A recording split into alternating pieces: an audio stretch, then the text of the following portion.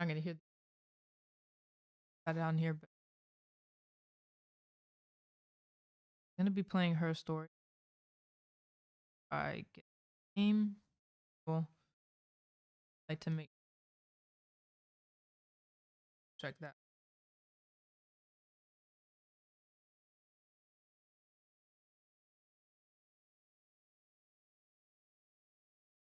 And yeah, we should be good.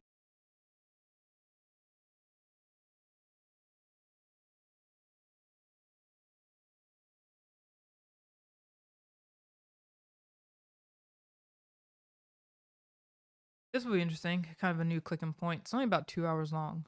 2, 3 hours. We'll try and finish it today. Night really. Um Cornerstone. EB344A part. We're logged in. Off guess. Database. Search terms murder.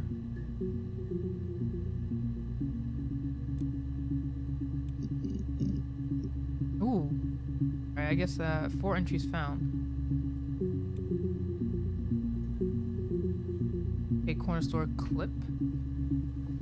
11 seconds. User tag. Can you type something in? Oh, you can. I'm gonna leave it though.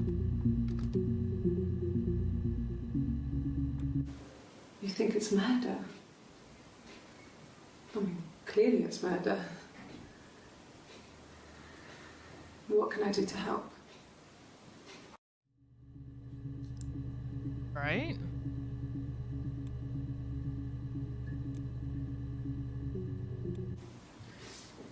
Yeah, that's me. But February, I mean, that was months ago. What's that got to do with Simon's murder?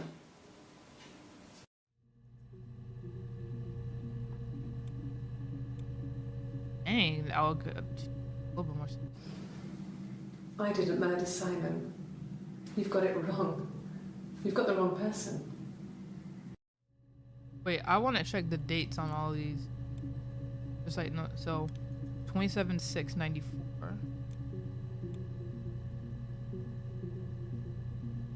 They're not in order, huh? First, wait. Okay, no, they're in order. 26. So June. July. A few more days. Okay, this one. I didn't murder Simon. You've got it wrong. You've got the wrong person.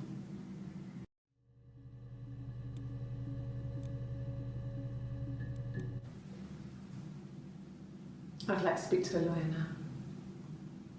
Please. You have no murder weapon. You have nothing. And all these stories we've been telling each other, just that. Stories. Oh, she did it. She definitely did it. About these two on the same day. Can you actually search? You like, I say.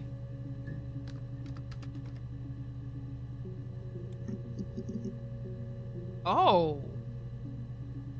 61 entries found. Access limited to the first 5 entries.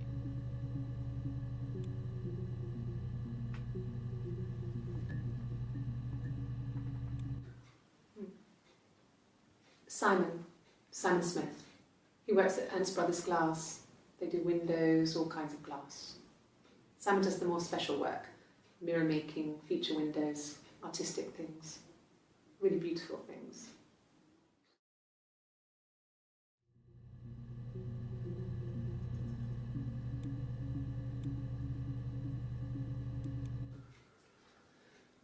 Simon is 6 foot, darkish blonde hair, average build. He's clean shaven. If his beard grows, it goes ginger, so he shaves it. I mean, not that there's anything wrong with ginger hair. I bought a photo. They said a spring photo. This was taken last year on holiday in Rome. It's the best one I have. Huh, okay. Ooh, we could search Rome. It's the Rockington Arms, the Rock. It's run by a nice couple, Peter and Susan. There's some other regulars there that Simon likes to drink with, and the barmaid they're having sometimes, Helen. Peter said Simon had been in and had a few drinks. I'm gonna look up another one. Hey, how's it going?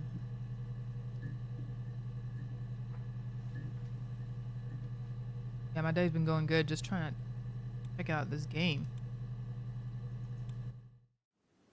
Yes, there's an Amstrad one. No one uses it for very much. There's a printer so you can write letters on it. Simon sometimes plays games. You know, climb the tower, save the princess, that kind of thing.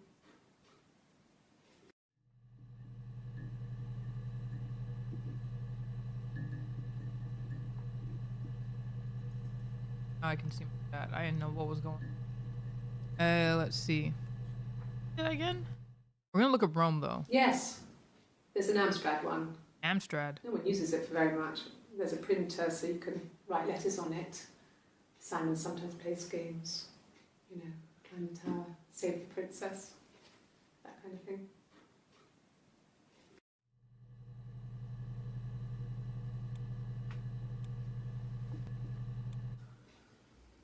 Simon isn't the type to run off or do anything crazy. Someone must have done something to him, or there must have been some kind of accident. So what do we do next? That I think. Totally think she did it. Curious, what happens if we put in Rome? Also, has anyone played this game before? Oh, just the one entry. So you can type in Simon.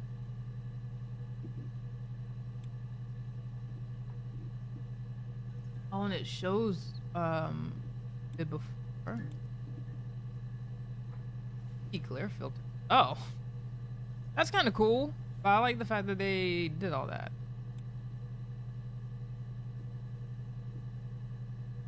What else should we look up? Murder. That was there.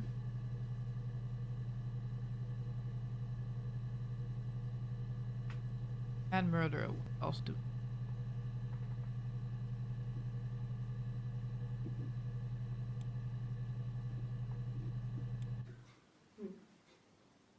Simon Smith. He works at Ernst Brothers Glass. They do windows, all kinds of glass. Simon does the more special work, mirror making, feature windows, artistic things, really beautiful things. Was it you could say I don't think it would make a difference. Simon Smith and then Ernst.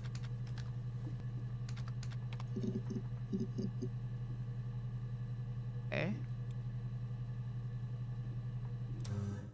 Did I quit the game? Oh, never mind.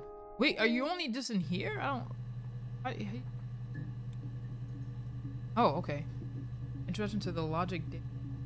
Logic is the backbone of the logic data of many continuing efforts as our workflow. Observe evidence in a manner in which will allow you to work more efficiently. In the coming years, the computer will continue to be the most valuable item in your crime fighting. This database contains footage. This database contains footage transferred from existing homicide and serious crime tape archived at Portsmouth. It has been automatically sorted through our ASR technology. Each statement made by the interview participants is stored separately.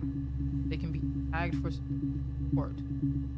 Oh, the audio has been digitally stenographed, and the content of the testimony is attached to each clip. To retrieve a clip, type in the word robbery into the search field. Search, and then the database will return all the clips in which the speaker uses that word. To narrow a search, use multiple words. Aubrey Supermarket. If you are working from a printed transcript, you can be even more precise.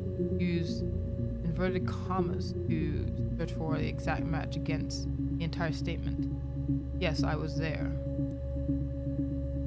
To store a clip for later reference, click Add to Session. Also, if you wish to add additional tags of your own to help your further future searches, please click in the user tag box and type in your desired tag.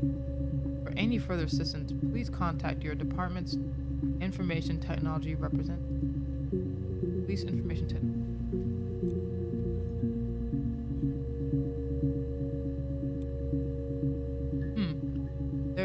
Hey, here's the database. I've filed a Freedom of Information form to get you guest access. Everything seems to work. They transferred the videos of the original tapes in 1999, and then the Y2K thing hit, and they got mothballed. Very odd name. And they got mothballed. No one has touched them since. I couldn't find the server with this footage on possibly those tapes. Got damaged when the old archives were flooded in 97. I figured this would be enough. Take your time.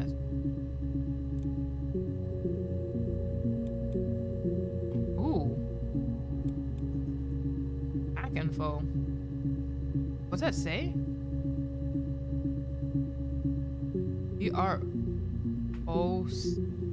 What? Oh, Grace hack? It's weird if I blur my eyes and I can properly see it. Far away enough.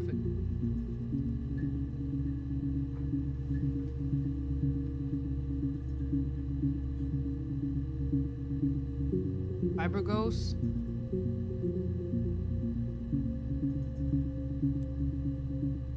One from the bums here. Classic 2-player strategy for lunchtime. I see it's a person. Axed with.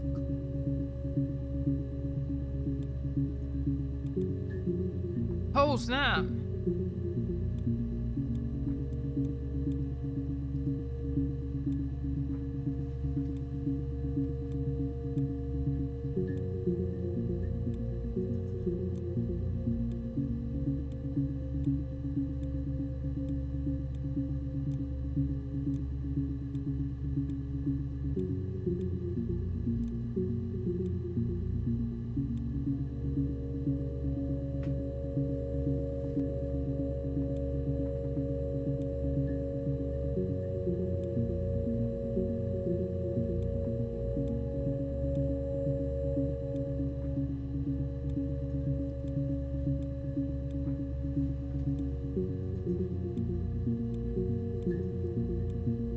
Do this for a little bit.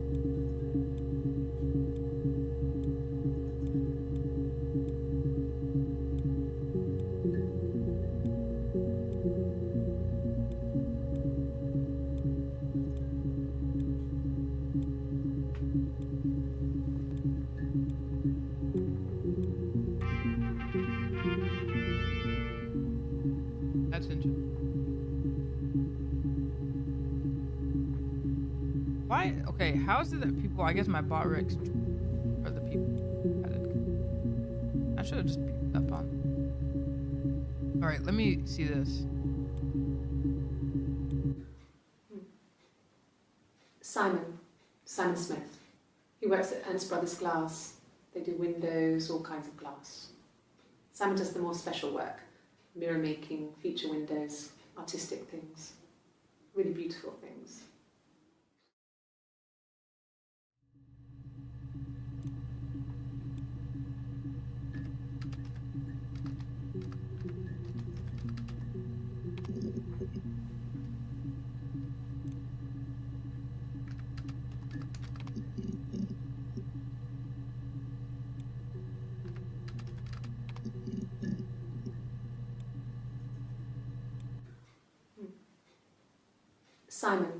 Simon Smith. Not that one.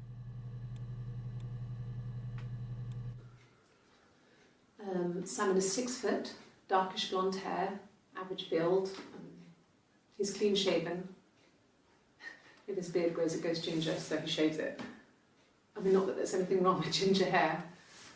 I bought a photo. Maybe ginger? Spring photo. This was taken last year on holiday in Rome. It's the best one I have. Ginger photo?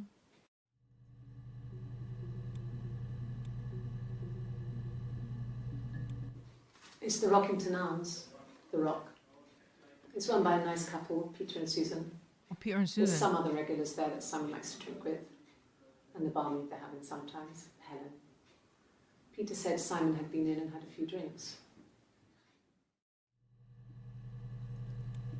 Might add this. Wait, I'll say Peter.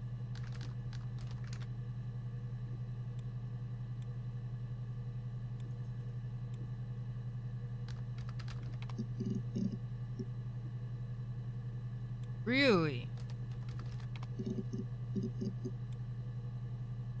Are? Oh, now we got some new stuff. What we're looking for. Are you sure? What would he be doing in Oxford if there was no conference? I remember calling him. He said it was boring and he spent most of the time at the bar. What was that last part? Are you sure? He said it was boring and he spent most of the time at the bar.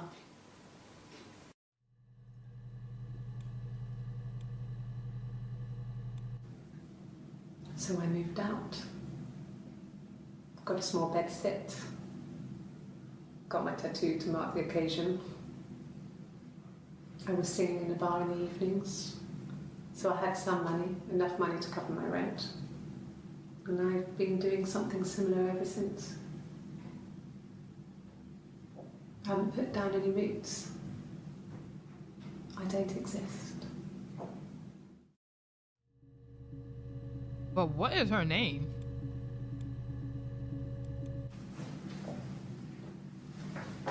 He saw me singing one of my shows. Pure chance.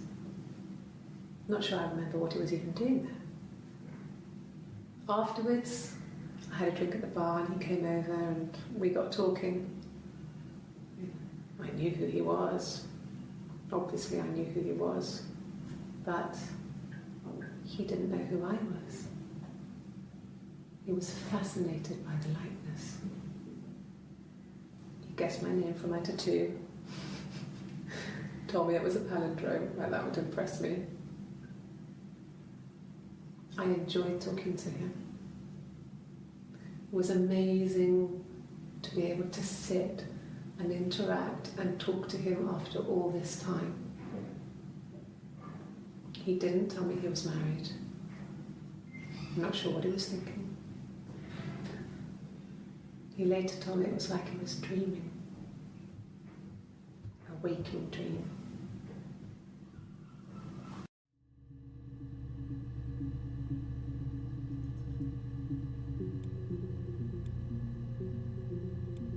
Nothing else happened that night. We talked, then I said goodbye. Then next week I was singing the bar again and there he was. And again the next week, he offered to buy me a meal. I told him I had already eaten, and so we got chips and ate them on the beach instead. When we said goodbye, he asked me to kiss him. Romantic.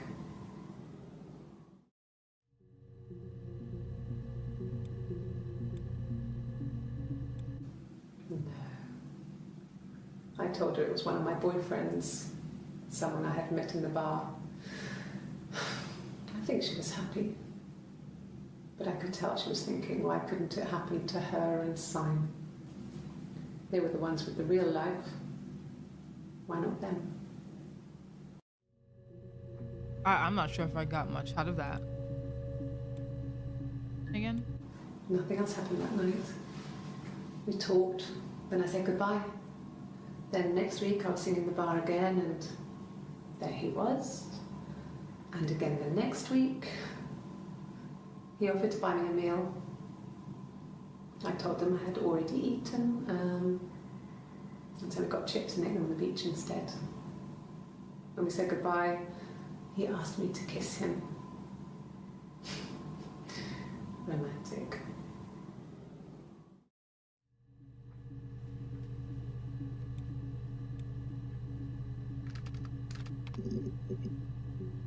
Oh, there's...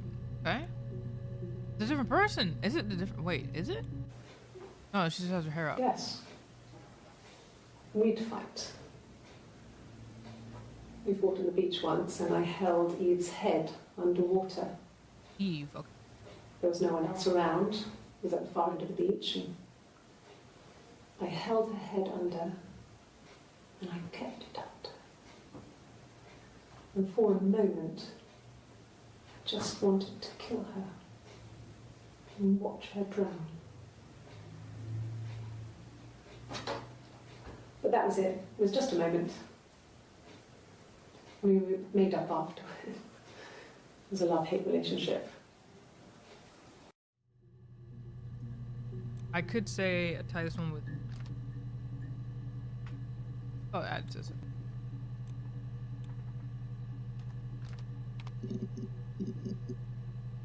Oh, 7. Okay. Well, my friend Eve. Okay, so it's a friend. I mean, she was a friend from when I was a kid. And she was always more popular with the boys. And I used How's to she a hate friend and you her try to for kill her? it. I mean, really hate her sometimes.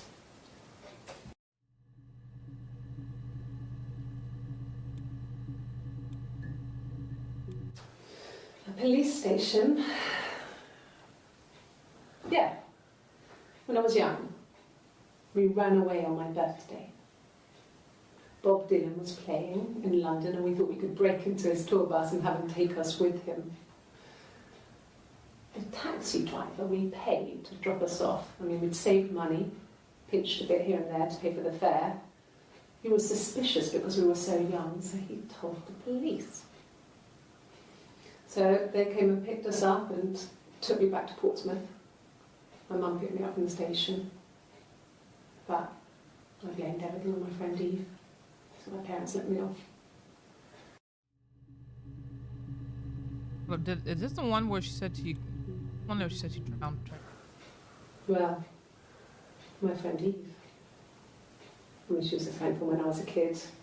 And she was always more popular with the boys, and I used to hate her for it. I mean, really hate her sometimes. I wasn't it. One where she tried to drown her. Yes. We'd fight. We fought on the beach once, and I held Eve's head underwater. That's the one. There was no one else around. It was at the far end of the beach. And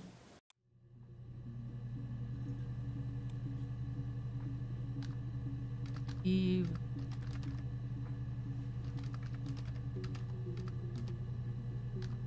Drowning. Attempt. You know she drowned her, but attempt to drown her.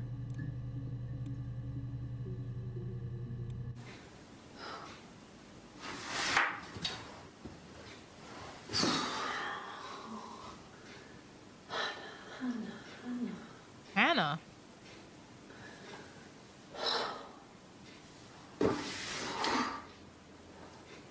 what are you doing talking about Eve? What'd she say? What are you doing talking about Eve?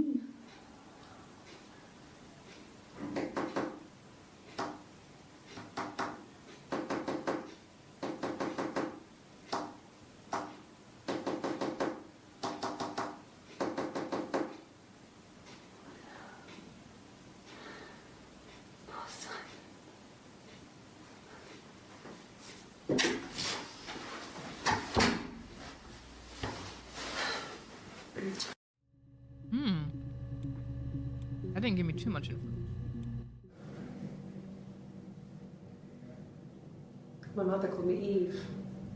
Huh? What? Wait. What do you mean? Okay. Huh? I wasn't expecting that. So we're gonna look up. Wait, how you? It was H, right? Hannah. Okay. Dang, 18 with Hannah.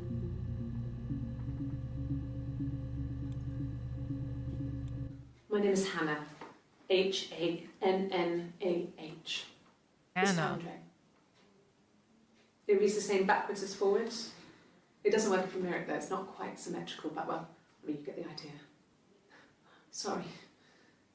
Hannah Smith, I live at 31 Gladstone Street. Gladstone Street. I'm curious about that. Just put it right here.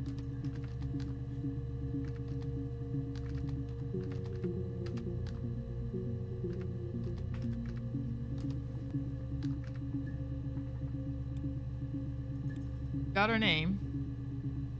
Dang, we gave her a lie detector test? Yes, my name is Hannah Smith. Oh, shit. Sorry. That ain't nothing.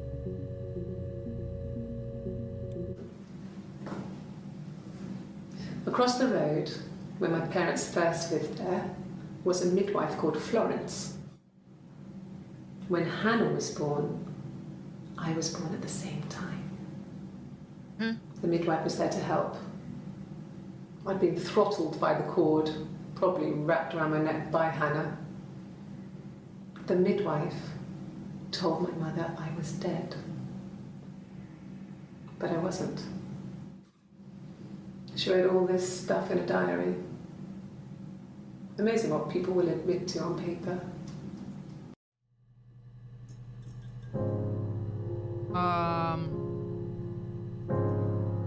What was that? I know y'all saw that. She recognized me from the window. She told me to come inside, and she hid me. They had made the attic into a place where Hannah could play. There was a dollhouse. Well, there's two Hannahs. She hid me up there. No one else ever went into the attic. It was her place. This is interesting. So, if I wanted to look up two things, I could be like Hannah and I could be like Eve.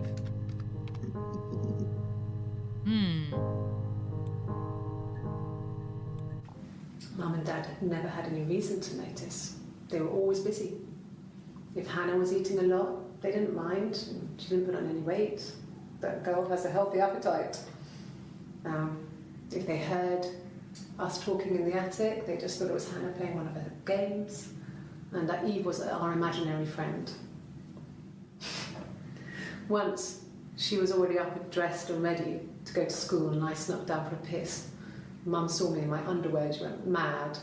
Get dressed this instant! So I ducked into our bedroom, and seconds later, out came Hannah, dressed and ready. My mum was amazed.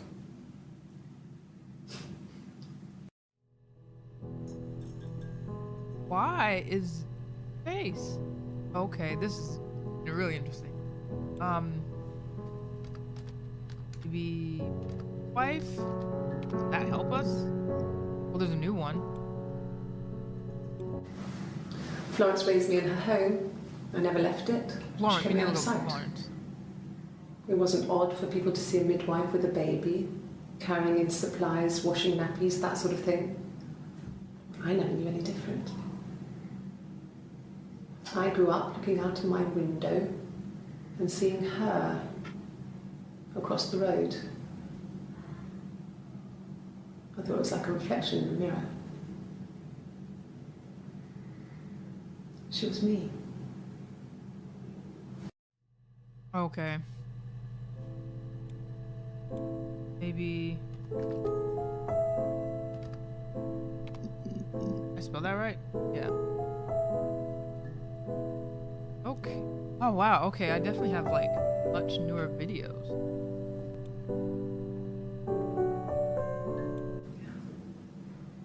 I'm not sure where the dollhouse came from. I don't know if it was given to them or they inherited it. I mean, they wouldn't have had the money to buy it. It was so huge. It must have been taken up to the attic in parts and then reassembled up there. It's a beautiful thing. Wallpaper to scale, little furniture, the lights work, mirrors, beds, big duvets and pillows. We still got We to look up spent Florence. hours and hours playing in it, invented all these characters and families who lived there. We wrote paperwork for them all, passports, diaries, and gave them all really elaborate stories. Once, a moth got trapped in there. We'd left a light on. It was making the most horrendous noise. We tried to kill it, but it was tough. We ended up crushing it under a copy of the Arabian Nights.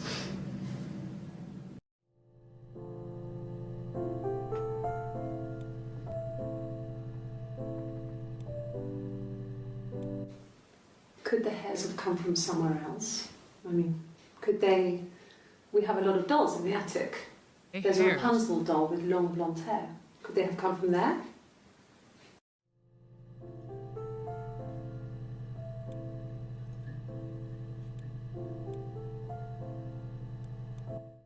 Yes. I read a lot as a child and watched lots of TV. Then the doll's house we had, we still have in the attic. Definitely It's dollhouse. kind of a fairy castle. We used to play up there and make up our own stories. I might as well use the chat for my type. Yes. I inherited it from my parents, so it made sense to move back. Me and Simon. Felt like going back to old ways before the pregnancy. Pregnancy. Reminded me of being a girl, the dollhouse in the attic, old things. We didn't sleep in my parents' bedroom for a long time. We decorated it as soon as we moved in, but it was another year before we started sleeping there.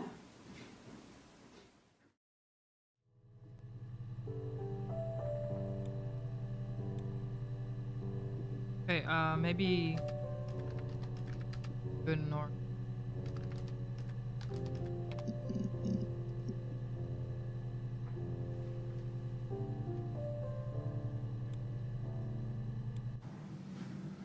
Florence took me home with her. Mother hadn't been expecting twins and had a healthy baby. I guess she was just happy for Florence to clean up. Take away the evidence that this was anything but a happy occasion.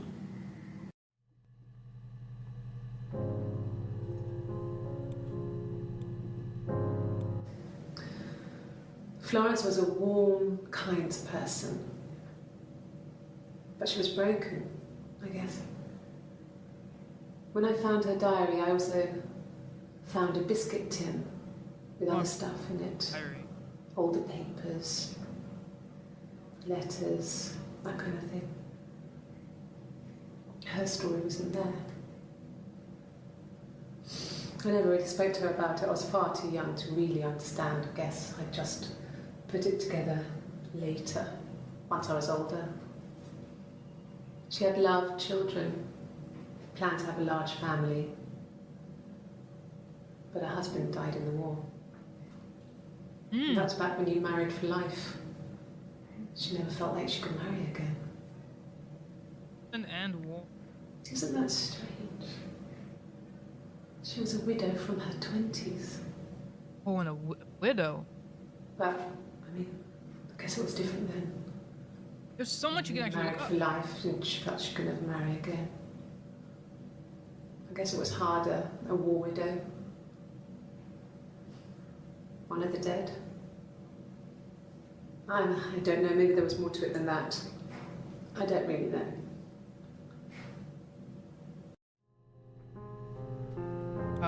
This is more about Florence. Maybe her,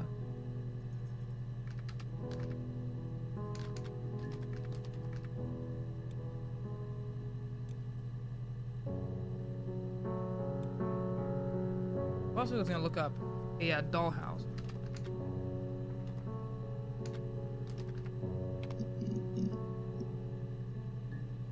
We only one new one. The legal stuff was completed very quickly. Hannah moved back in with Simon. Eric gave Simon the week off to help with the move. Eric. I haven't heard that name. Decorated, modernised wallpaper curtains. Who's Hannah Eric? insists the attic be left as it was, dollhouse and all. Simon never went up there.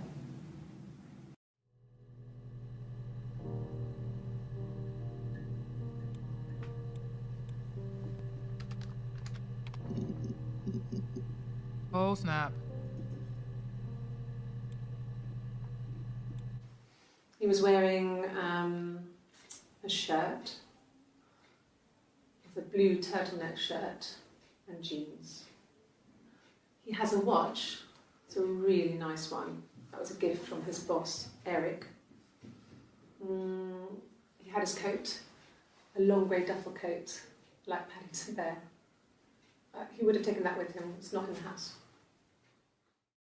Wait, why'd she react like that?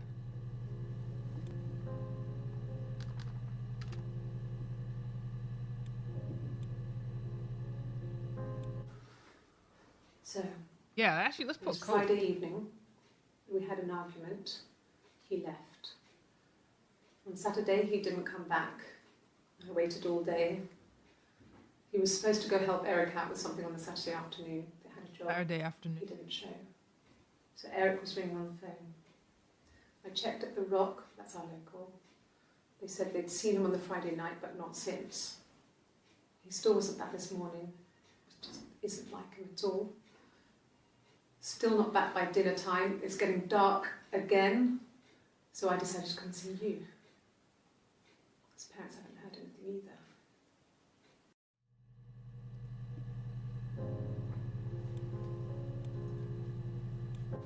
Yes, there's a car that we share, a Cavalier, and a van he uses for work. It's owned by Eric, but we look after it. Both of them are there now, parked in the street. I'm not sure about the keys for the van. What was there? Yes, there's a car that we share, a Cavalier, Sure. and a van he uses for work. It's owned by Eric, but we look after it. Both of them are there now, parked in the street.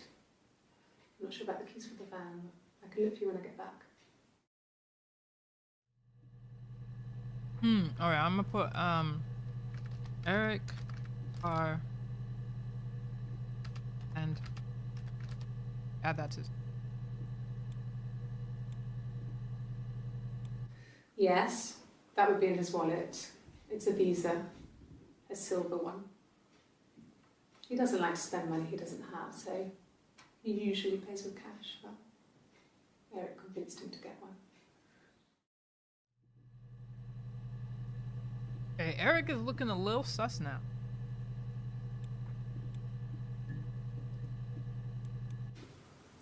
Well, Eric was like an uncle to him. They were pretty close. They spend a lot of time with each other, especially when they have to go to conferences. Have you met his wife, Diane? Diane! He never mentioned Diane.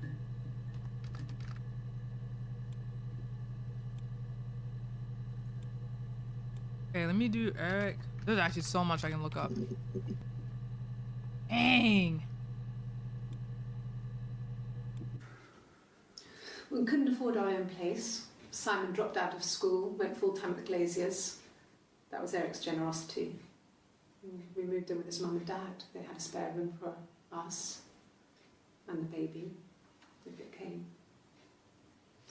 It was a nice change, time to myself, living there for those months, full of hope.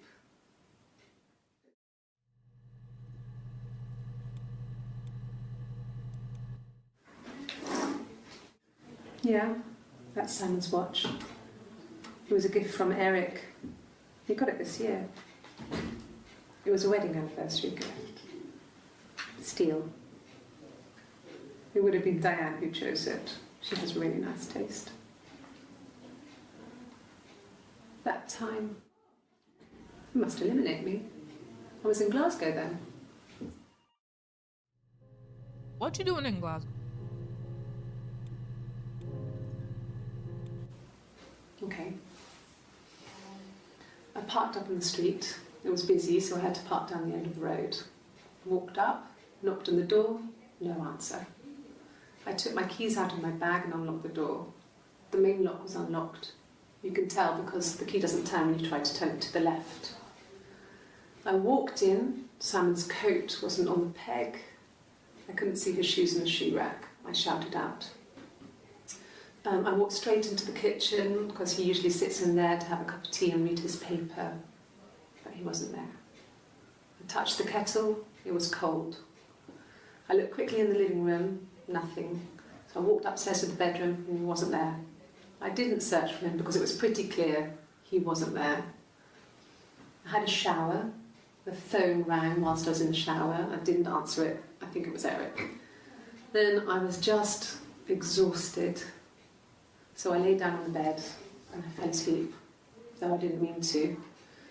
I woke up a couple of hours later and I was surprised to see no one in the bed next to me.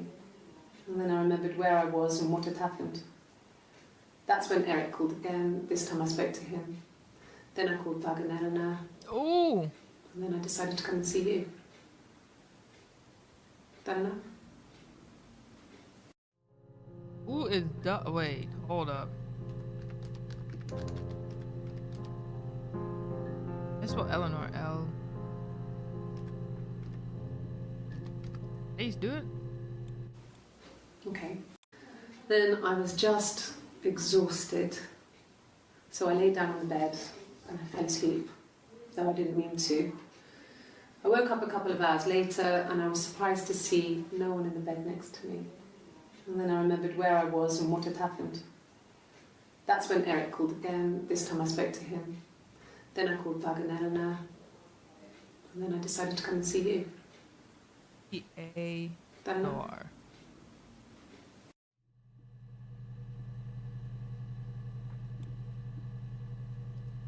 Wait. Can you spell that name? That's such a hard name. And then I remembered. That's when Eric called again. This time I spoke to him. And then I decided to come and see you. Then I called Doug and Eleanor. A-N-O-R. And then I decided to come and see you. A-N-O-R. That enough? Oh.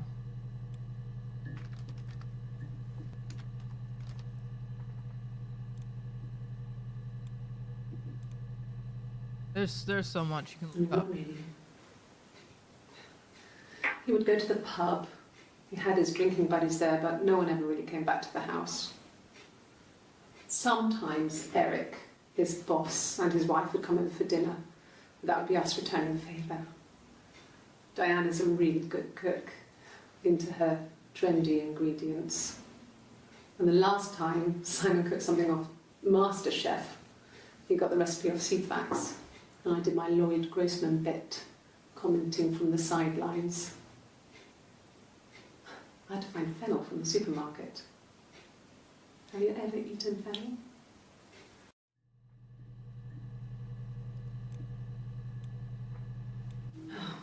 Okay. I parked up on the street. It was busy, so I parked down the end of the road. I walked up to the house. I knocked on the door. No answer. I took my keys out of my bag, unlocked the door. The main lock was unlocked. I could tell because the key wouldn't turn when I tried to turn it to the left. I walked in. Simon's coat wasn't on the peg. I couldn't see his shoes on the shoe rack. I shouted out for him. I walked straight into the kitchen. He usually sits in there to have a cup of tea and read his paper. He wasn't there. I touched the kettle. It was cold. I looked quickly into the living room. Nothing. I walked upstairs to the bedroom. He wasn't there. I didn't search for him because it was pretty clear he wasn't there. Then I had a shower. Whilst I was in the shower, the phone rang. I think it was Eric, his boss.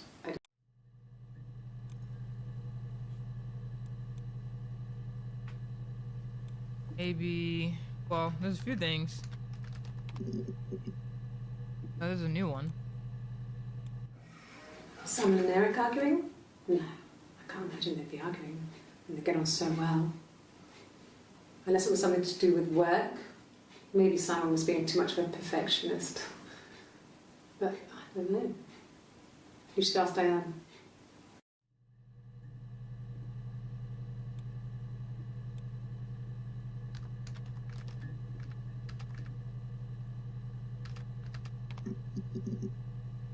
That's it. Oh wait. Simon. Oh, Simon. Okay, no, that's the same.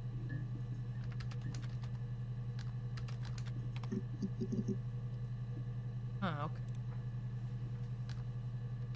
Friday. This one. I wasn't in the house all of Friday night. After the argument, after Simon left, I left too. I was upset and I wanted to get away. So I took the car.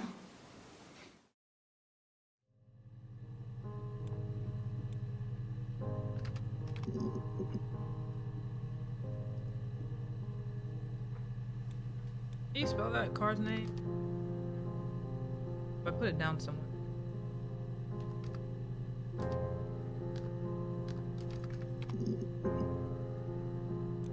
Oh. And so when we get a car, we get this? So I got in the car and I drove. I just kept driving north. Just kept going, just wanted to get as far away as I could.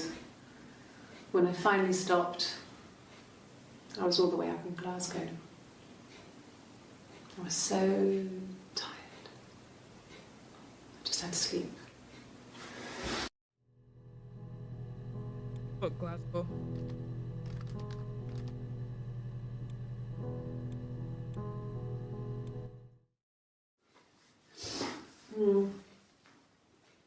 I left the next day, Saturday.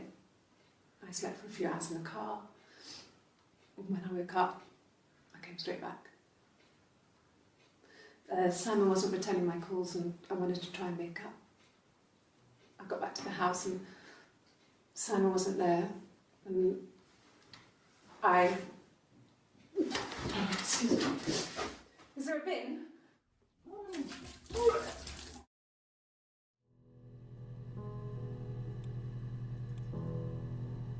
Yeah. I pulled over and slept in the car. This was just by the side of the road. I was exhausted.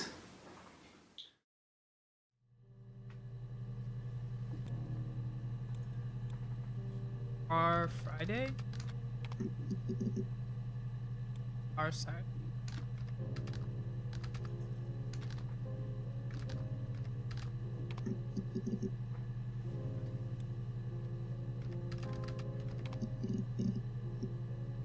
Got a few of those. Yes. I got to Glasgow, I was exhausted, so I pulled over and slept in the car. I woke up because a rubbish truck went past. I got some petrol, bought a coffee and a pastry, tried calling someone from the payphone, and then headed back.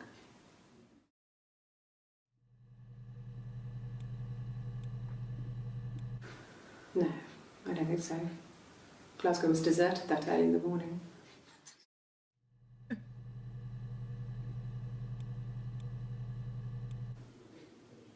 When I arrived in Glasgow, I was exhausted. The streets were empty. I was driving badly. And I hit a taxi. Not a big crash, just paintwork.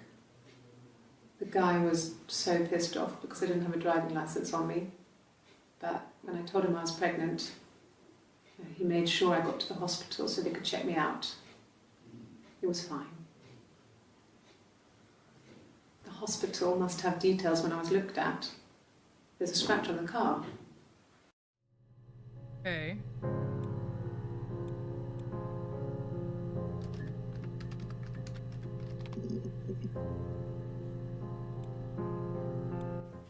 I don't see how it's hard. We've established I was in Glasgow when he was killed. You've spoken with the hospital. Dang.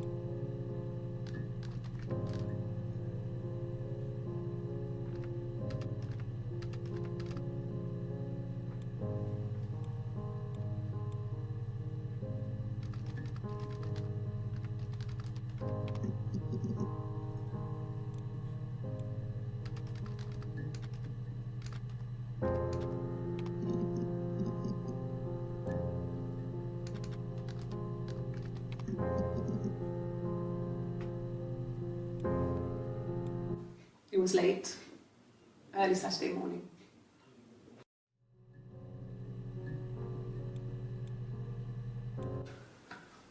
A week or so ago. It would have been the Saturday before my birthday. You know, I get like that on the weekends, have a lie-in, then want to get up and blitz the house.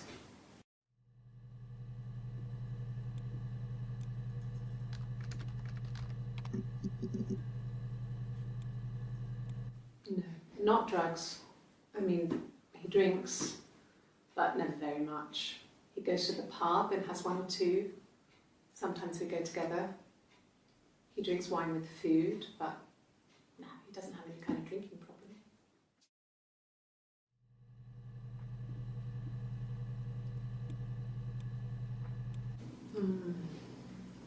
About 8 years back, it was a present to myself. I shouldn't even be drinking coffee with the baby. It's been hard trying to give it up. I think they say you can have 1 cup.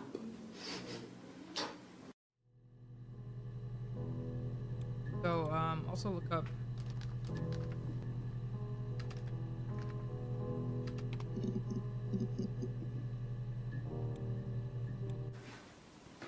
I got pregnant. Both our parents had a big powwow. We weren't even in the room. And they decided we should get married.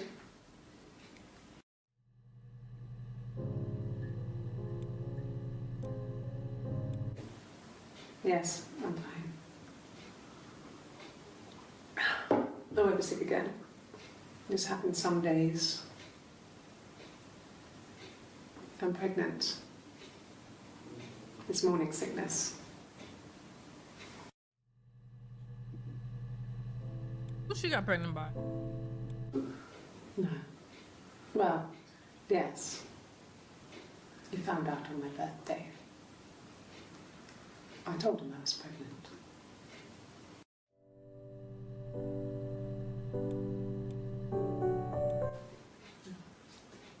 It's Rapunzel. The story starts when she's born. Mother Gothel, a witch, takes Rapunzel from her parents and keeps her locked up in this tower.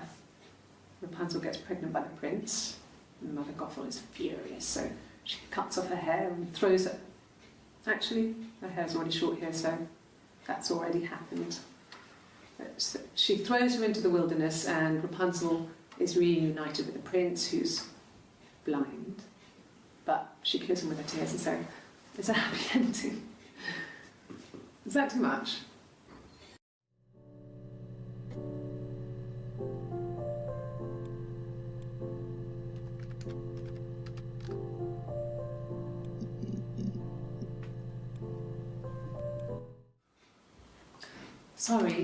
Sorry. The picture, the way it's drawn, just reminded me of the books we used to read as children. I read those fairy tales over and over, and they were so real to me. Rapunzel was my favourite. My brain is just full of it. Are any of these in colour?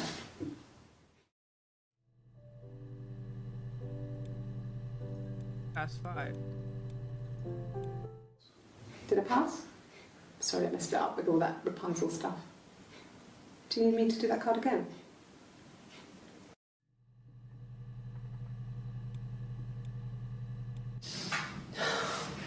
We were obsessed with fairy tales. Not just the pretty, pretty ones, but the traditional ones. They were dark and real, bizarre and violent. Felt like life.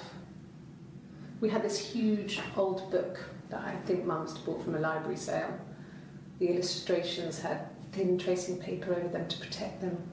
They were in colour, shiny plates. At the front of the book was an index of illustrations.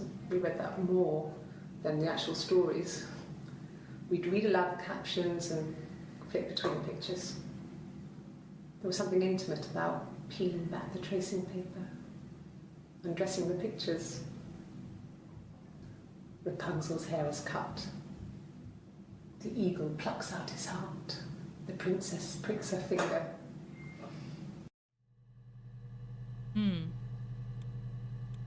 No, look up hair.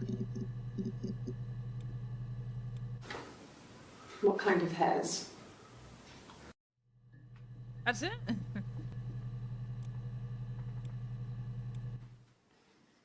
You want me to play something? I'm not the world's greatest guitar player. Okay. Probably needs tuning. No, it's okay. How about a traditional ballad? Should be right up your street.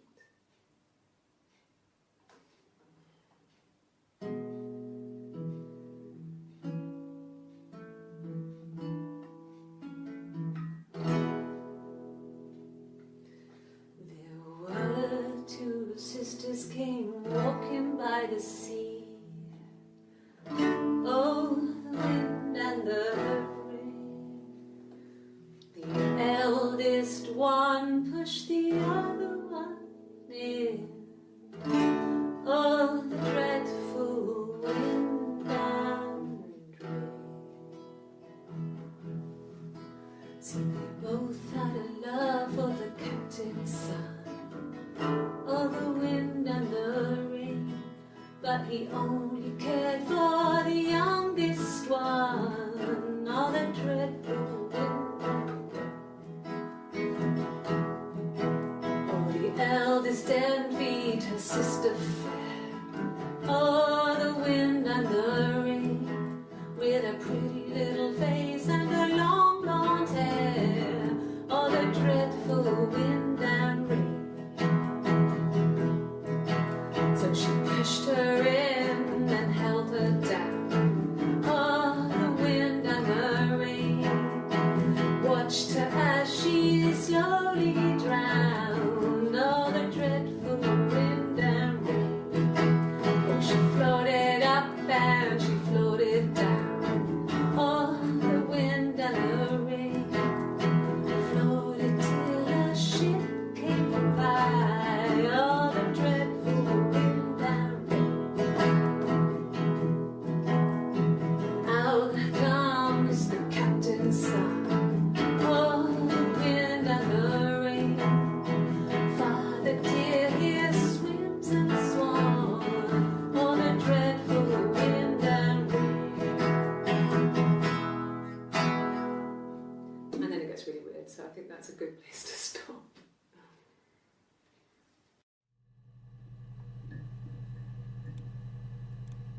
Right, what else we can...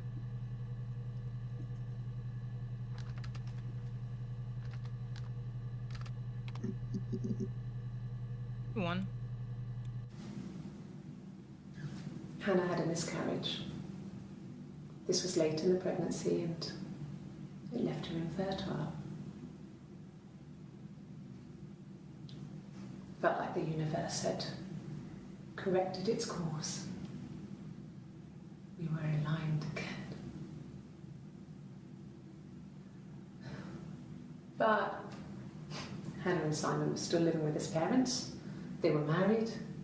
Simon had a job at the Glaziers now. Eric had given him a full-time position after he left school. And then...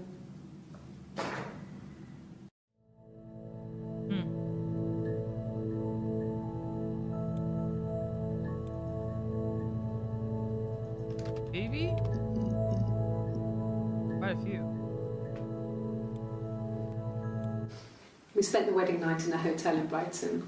It would have been too much to do more. We were saving for the baby.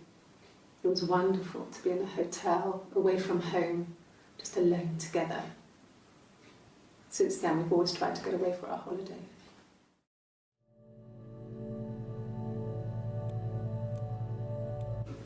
No, I lost the baby. I had a miscarriage at 8 months.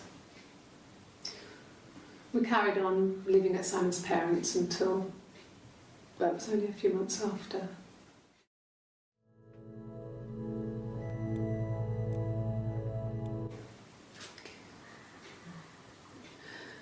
It was after dinner. I'd spoken to Simon's parents on the phone. I looked up for an early night and I suddenly had this thought. I think it was something his mum had said. She'd been speaking about old stuff, sad stuff, about when we lived there. about the baby. There's some boxes in the cellar, nursery stuff we never needed, and I never had the heart to throw out. And I suddenly remembered that when I'd looked down there the week before, those boxes, that pile was in the wrong place. I went cold all over. I went down there with a torch and went straight to the back, and that's when I saw the bin bags. Pulled them open, saw the body. I screamed, and that's when I called the police. Oh! Yes. It was a shock to him. I mean, we never thought it was possible. I don't know what he... I mean, I hadn't decided whether to keep the baby. I wasn't really ready to talk to him about it.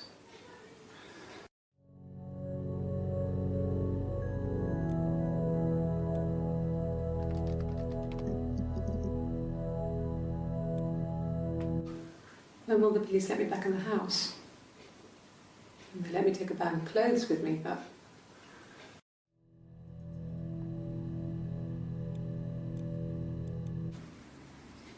1984 was an awful year in the end.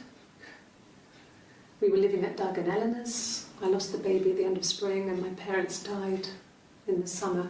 Dang. It was a hot summer, a heat wave.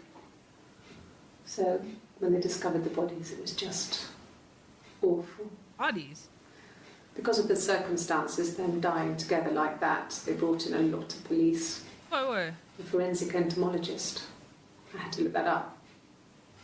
It was because of the heat. It's just awful.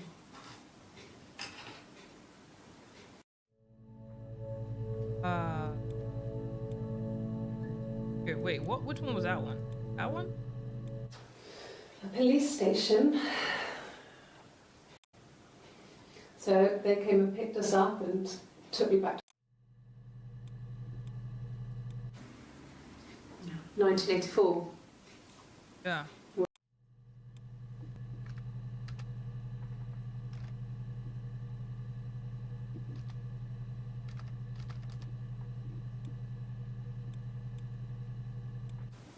They said it was food poisoning. There was something in the food they ate. My dad liked to pick mushrooms, grow them too. They said it was the mushrooms. It was hard to believe. Death caps. They have a skirt around the cap. My dad taught me that. But, I mean, the police had no reason to think it was suspicious. They lived alone. And no one had any reason to hurt them. Dang, so her parents died.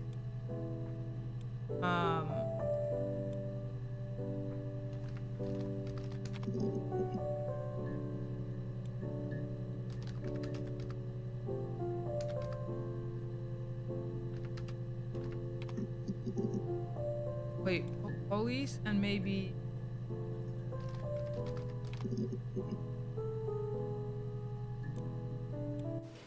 Then my parents died. It was the worst year of my life. A miscarriage and then my parents.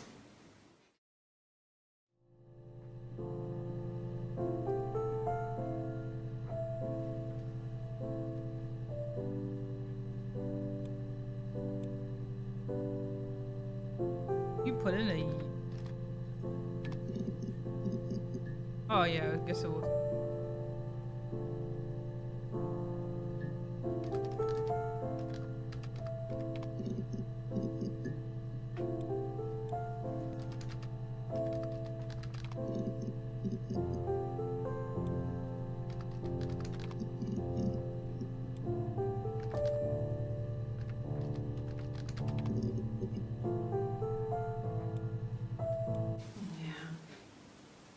They'd gone to bed feeling ill. thinking it was flu or something. The neighbour called me, I had to use my key to let them in. We found them dead in their bed. And they'd been there for days. No one had noticed. Just awful. It was so soon after my miscarriage. The worst year of my life. I'd been so happy to get married, and after that it was just like, fuck.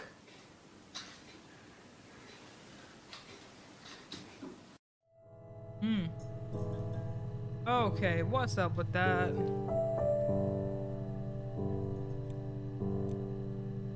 I don't know if that means I'm getting close or what. Yeah. I mean, I was infertile. Thought I was. They told me I was infertile after the miscarriage because of complications.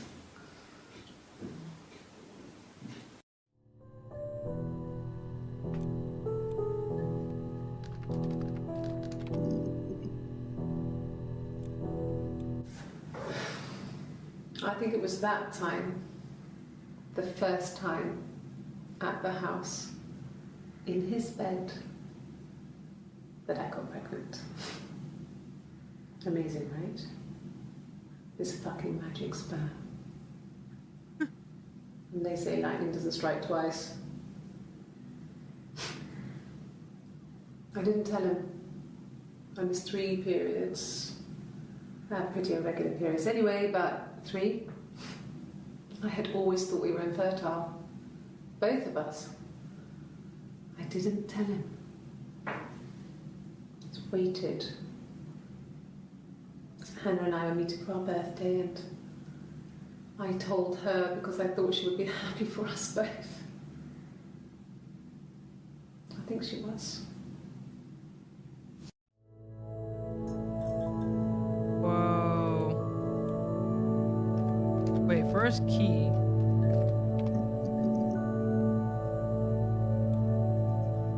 Yes. I always pull it shut and then lock the bigger lock with the key.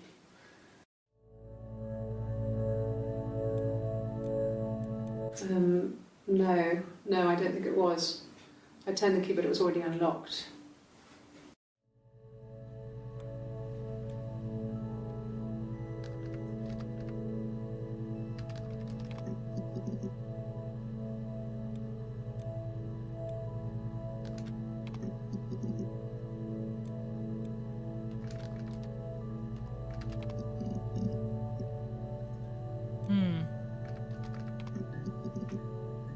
Ooh, okay. Door got me quite a few. Bruce. Oh, yeah, no, it's nothing. I was going through the top cupboard in my kitchen and the chair slipped and I kind of hit the door with my face. I mean, it hurt like hell.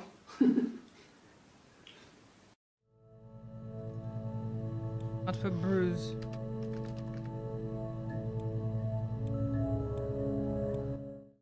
Yeah, I had to let myself in. The door locks if it swings too.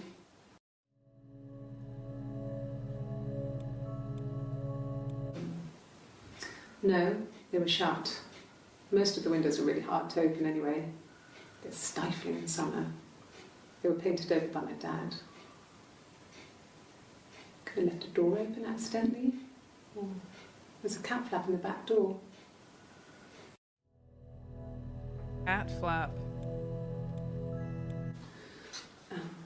I sleep on the right side of the bed as you come in from the door. You can tell because I have 2 pillows and he just has 1.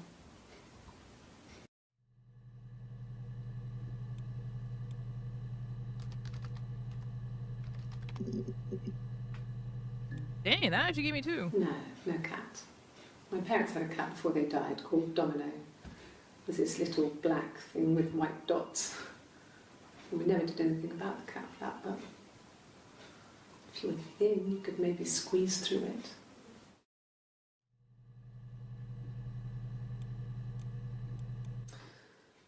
This other person doesn't exist. I don't know what the blonde wig is, but it could be anything. Oh. Have you looked at the cat flap?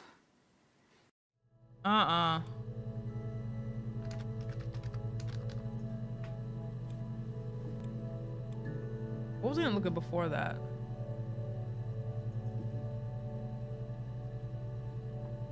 Okay, there is. I haven't looked up diary. Quite a few. No, he doesn't keep a diary. That's my thing. I've kept one, well, as long as I can remember, since I was a girl. Helps make sense of my day. And when you're forced to put something into words, it just gives you perspective. Everyone's on the same page.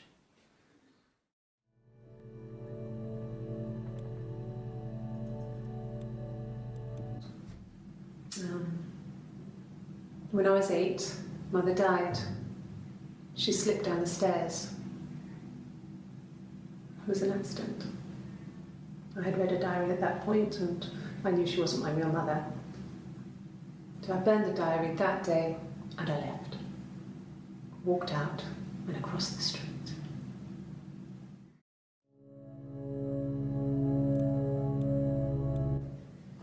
It just became our way of life. We would swap places and take it in turns to do things. And we were very careful. Whoever had been out that day would come back and write a detailed diary so that we were on the same page. We had a list of rules that said what we could and couldn't do in any given situation. It was exhaustive. We lived a second life through those rules. Rules for things that could only ever happen inside our imaginations. The heck? We would consider all the permutations of future events and agree rules to walk our way through them. That one was weird. It just became our way of life. We would swap places and take it in turns to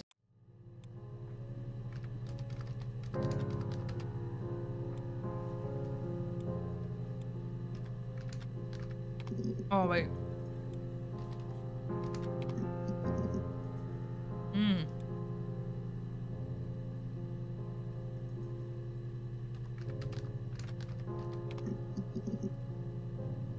Hey, we got some good ones. No. I think he spoke to Helen. Who's Helen? She said he was upset about her argument, but I'm not sure what else he said. He likes Helen. He likes blondes. Helen Blonde. Okay. Hold up, though.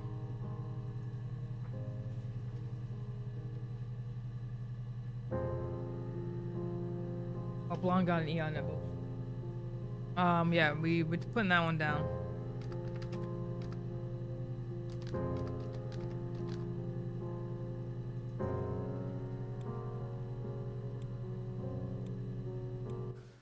His married couple stuff. A stupid argument. Nothing specific. No one knows how to push your buttons better than those you're close to.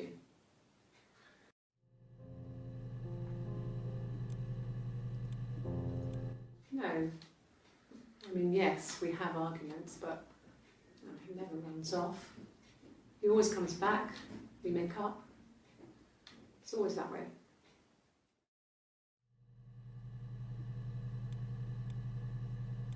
Yes. He left after the argument. It was about 8 o'clock.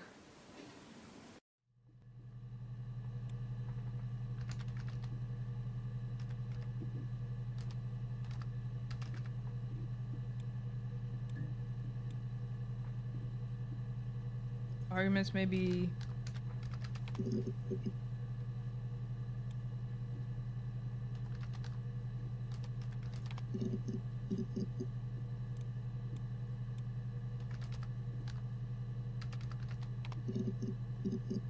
Oh, we got a new one. From when I woke up. Okay. I woke up. Simon was already up and he made me birthday breakfast of eggs Benedict. We both had to go to work, so we saved presents till later. I got to work, had some birthday cake, children sang me happy birthday, then I came home. The birthday meal was a takeaway, and Simon gave me his present, which I didn't mind. And after that, we talked about the baby. Turned into a big argument. Simon left. I was furious. I wanted to get as far away as I could and get some space to think. So I left.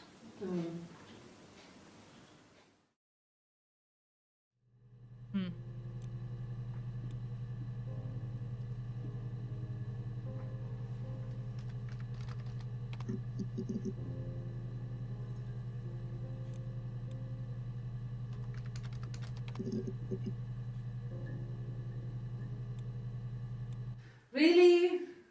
Okay. Here's the rest. Oh, they laid a body on the dock to dry. Oh, the wind and the rain, till a fiddler with a fiddle came walking by. Oh, the dreadful wind and rain.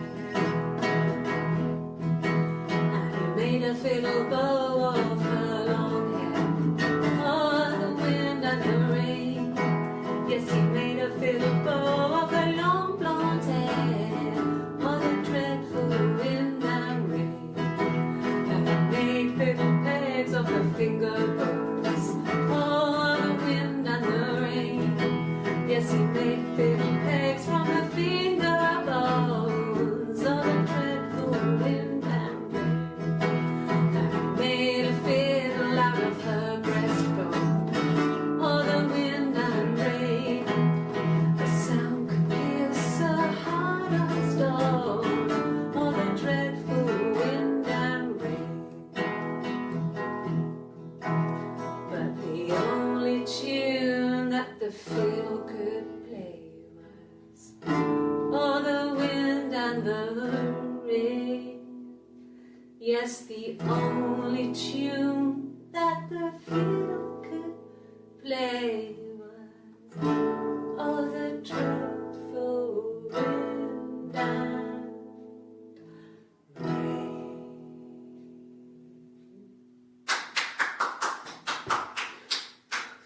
Anything you sing may be used as evidence against you.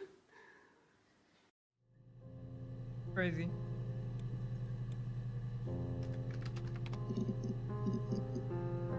Really? There's only 2 entries for Alan?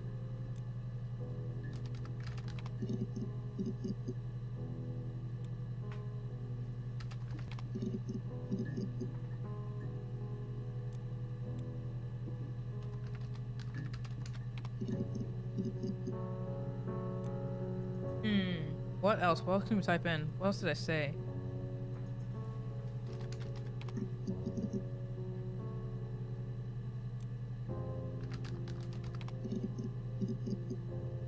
Dang, alright.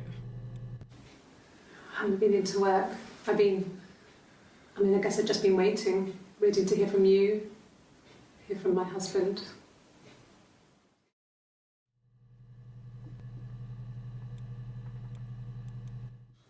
When you suspect someone of murdering their husband.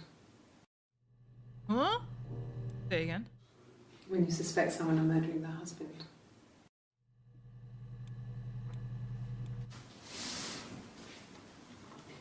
She's crying, I guess. She's sad because she thought she saw her husband with another woman. But it's okay, because she finds out it wasn't her husband, it was his brother. And so it's fine.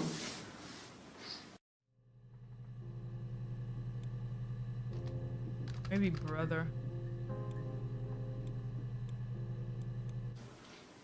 I thought it made me sound suspicious. It's not a normal thing to do, to drive to the other end of the country. I wanted to keep it simple. I know it was stupid not to tell you everything. Saying I spent the night in Glasgow when my husband went missing, I thought it would, distract you from what was important. It's different now. Now he's...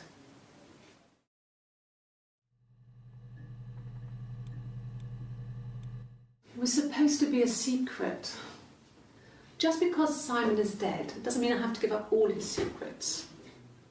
It doesn't have anything to do with what happened to Simon. No one murdered my husband because he cheated his expenses for a romantic weekend in Oxford. We gotta look up Oxford now.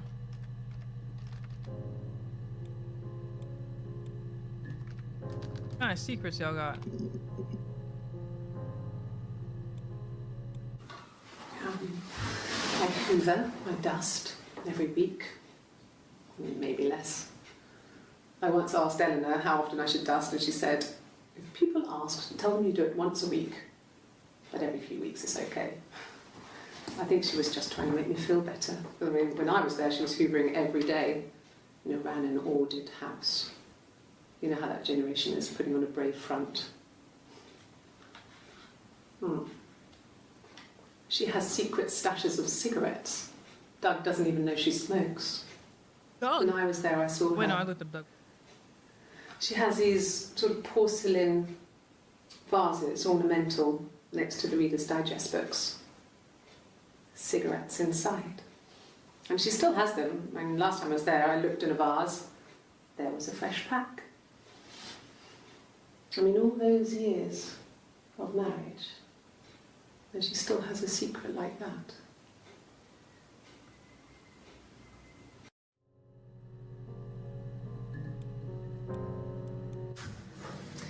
When we weren't together, we'd send secret messages by tapping out a code that we'd learned from a book, the knock code.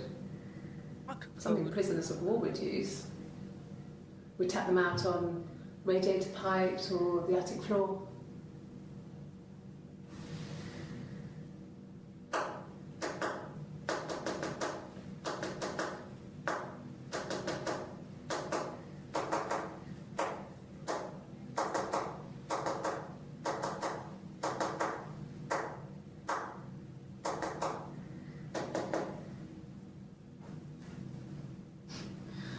Dad thought we had mice. Yeah. But we couldn't find any. Bought a cat anyway.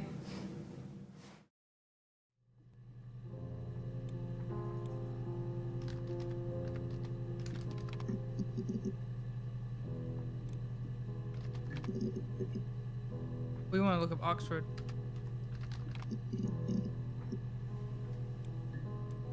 There was a conference, something to do with double glazing. In Oxford?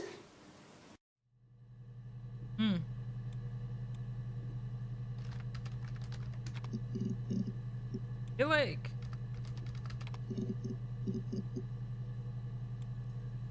Like that An happened. affair. Simon wasn't having an affair.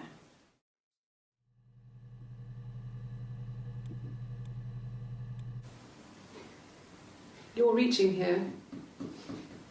Oh, I don't know why. No, I've never cheated on anyone. I've never taken anything from anyone. Simon is dead. But I have my baby to care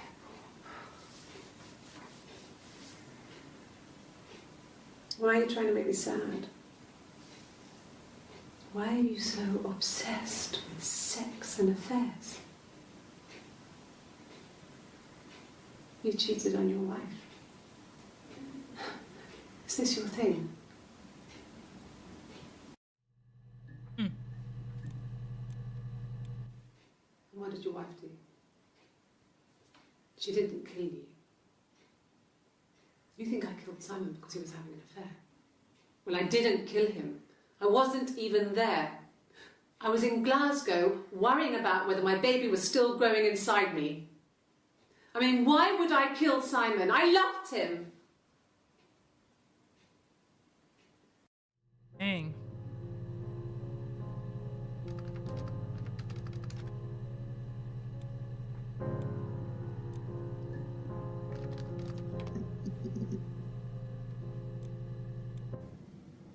Mum and Dad never knew what was going on.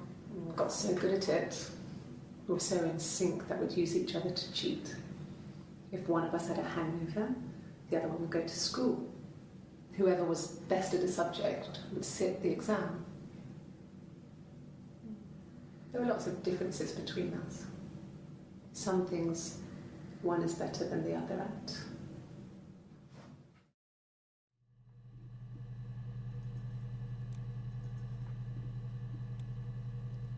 What else could we up? Or there other things we can look. Oh, I wanted to say a tattoo. No, he doesn't have any tattoos. He has a scar down here near his stomach, past his hip. cut himself with some glass. That was before, a long time ago. He looks just like the photo. He's not got his glasses on here though. He takes them off for the camera.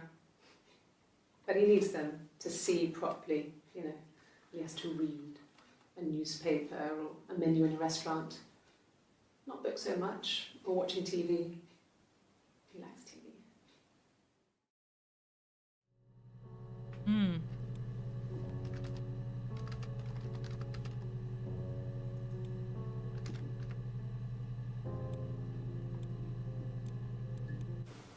Oh, my tattoo.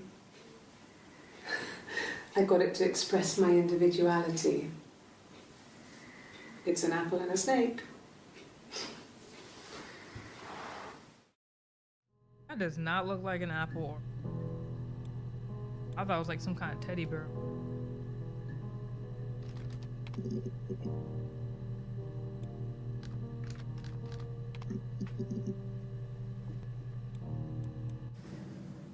If one of us got hurt, the other one would have to be hurt too. A grazed knee, a bruise.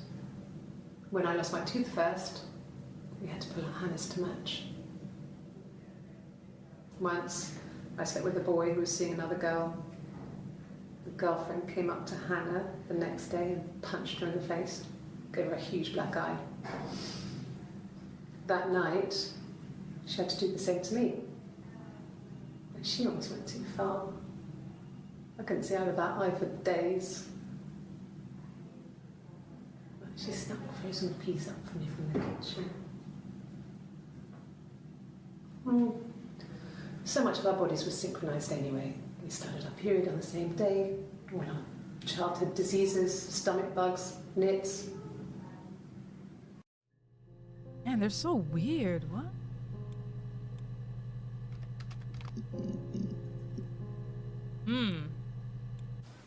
Really? You're going to ask me about my sex life? I mean, isn't that private? Oh. Are you married? How is your sex life? So, our sex life is probably fairly average for a couple after 10 years of marriage.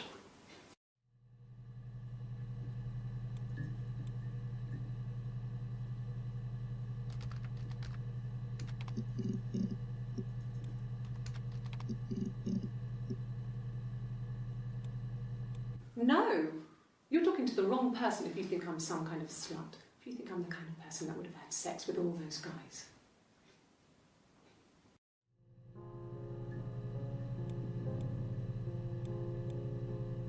No, I was 15. Carl was older. Who, Carl?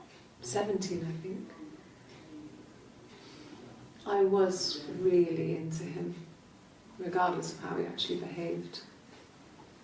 Lots of drunken teenage sex. We did it in a church once. Stupid.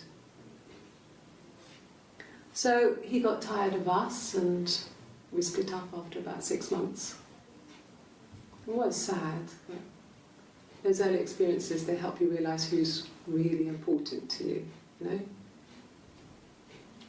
Family.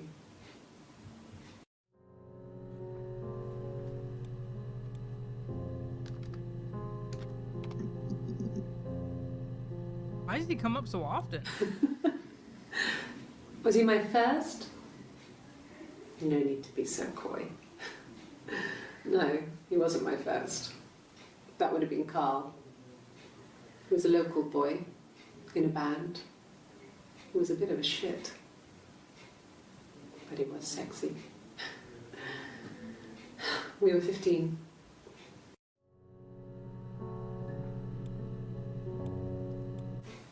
Family. So, Carl fucked off, and then there were other boys here and there, and then Simon.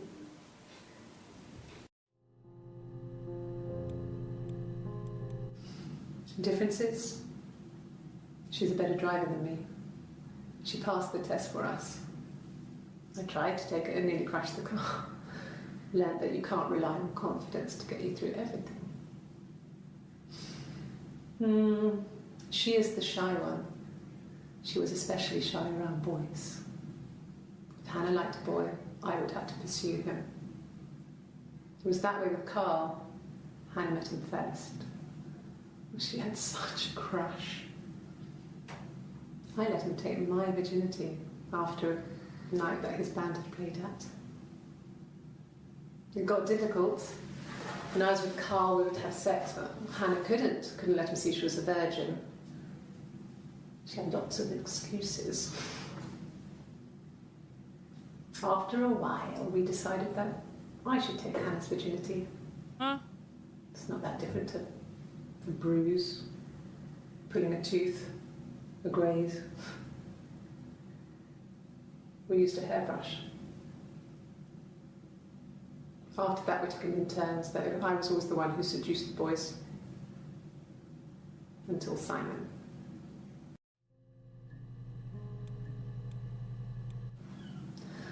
Hannah was so smitten with Simon. She started getting jealous, didn't want to share. Even the first date, we went to see Tom Cruise at the Old Odeon. We both went, kept changing places in the toilet. We only had one best dress, so we had to keep swapping clothes. Must have thought we had terrible bladder problems. The next date, it was my turn. At the end, I let him kiss me, but that was it. We didn't want another Carl on our hands, and the Ouija board had said to hold back. After that, it was Hannah's turn, and she slept with him. Broke the rules. Deliberately broke the rules. She wanted to be the first to sleep with him. I mean, that's when she got pregnant. From that one time. This is crazy.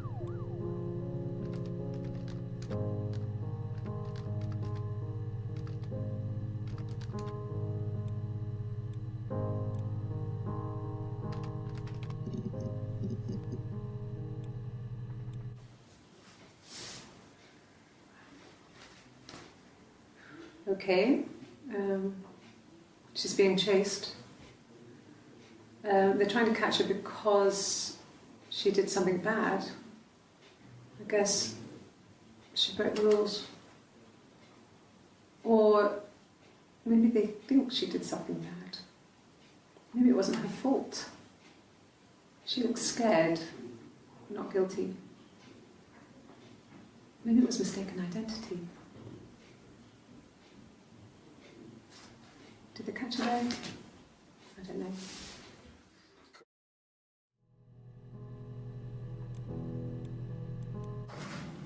It lasted about 6 months. I tried to carry on, but everything was different.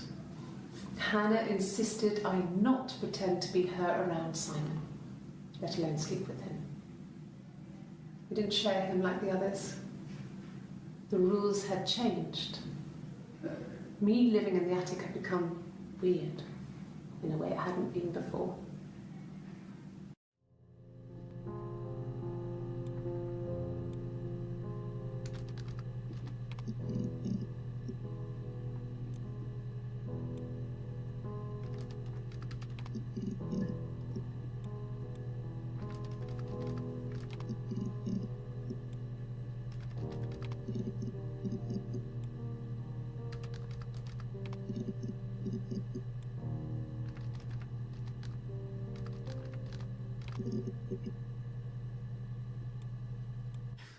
You must be desperate for leads if you're getting hung up over 6-month-old speeding tickets.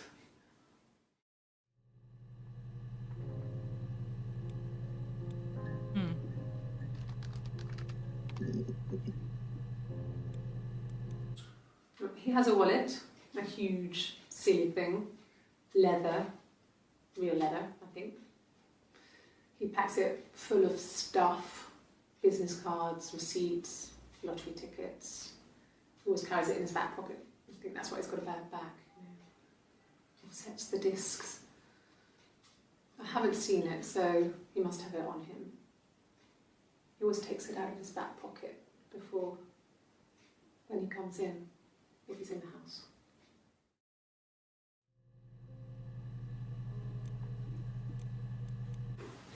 Well, I remember the ticket, of course. I paid it without telling Simon. Didn't want to get told off. And they put points on the licence.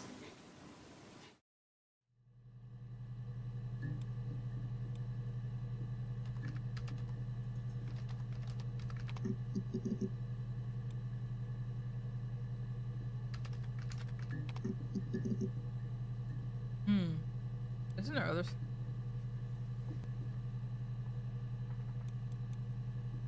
The deep. That.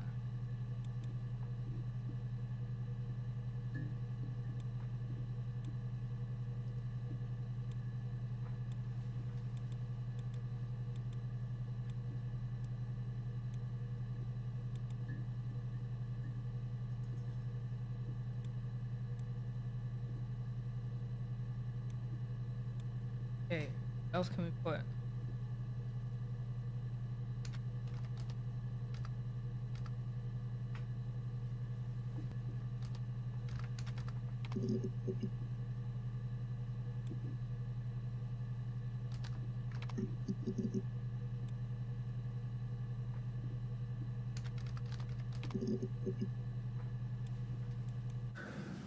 It's like I told you before, I drove.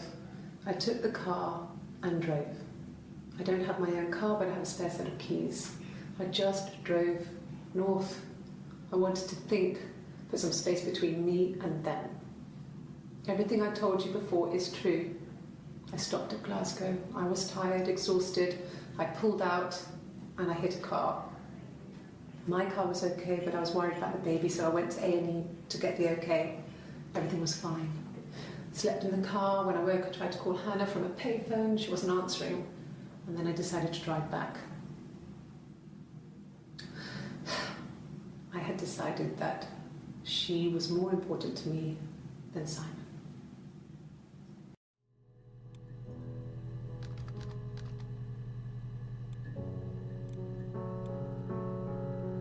I mean, what else? I'm like trying to think.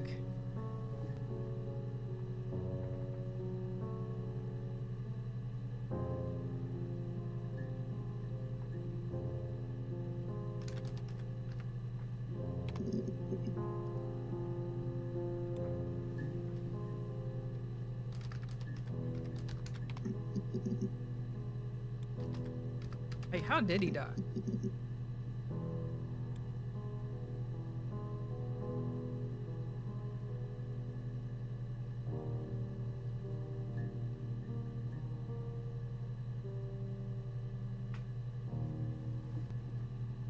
I don't think what else I could say.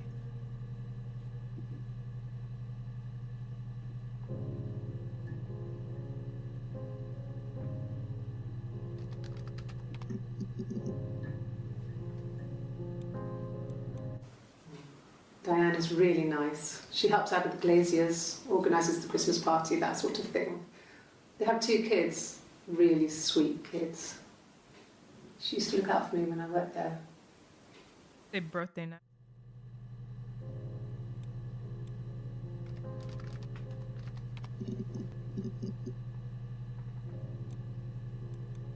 Yes, that's my birthday. Not one of the big ones, but I guess you can see that.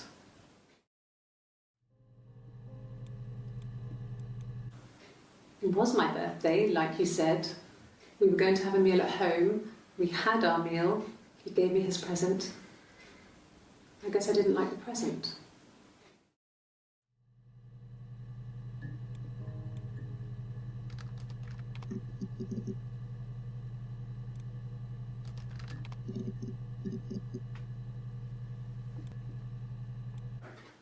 I didn't. I slept in the car. I left about 9 that night. I wasn't there.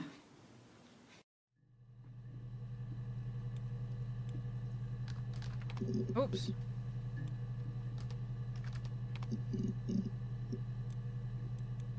This was 9, about 9.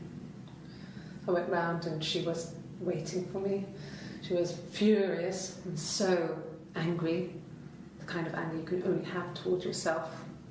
We screamed at each other, argued, cried, we fought. I hit her back, left a bruise. I had my wig on from performing and she tore it off. Eventually, we grew tired of fighting and I left.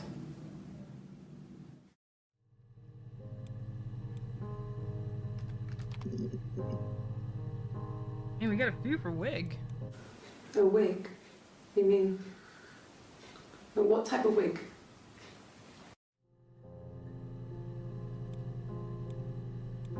No, I've never worn a wig. What kind of wig? No. The parents decided there would be a wedding. And after the wedding, Hannah moved in with his parents. There was no way I could follow. So we were separated again. I stayed in the attic. It was hard. It's like I suddenly didn't exist. I would sneak out, but in case anyone recognised me, I started wearing a wig. Hannah and I would meet up in the park. I was trying to get pregnant. But I couldn't. I couldn't do it with anyone we knew, so it was sex with strangers. Drunk guys I'd met in clubs, parks and alleyways. I was 17. It felt like I was being punished. But it was Hannah who had betrayed us. I had to stop when one of the guys gave me an STD.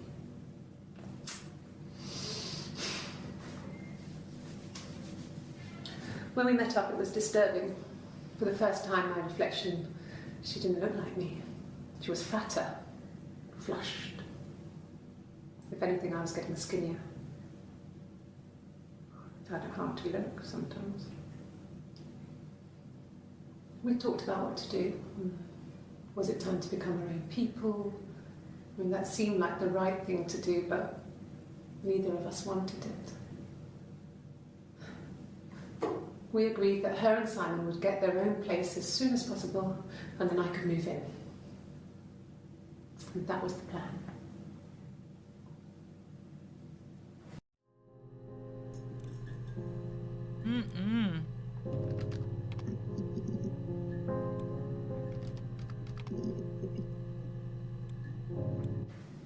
Then she told me she wanted to help more. She said I should move in with her. She would come clean with Simon about me. I was family. I couldn't have a baby in a bedsit. I told her I didn't want to tell Simon. Told her to wait for the time being.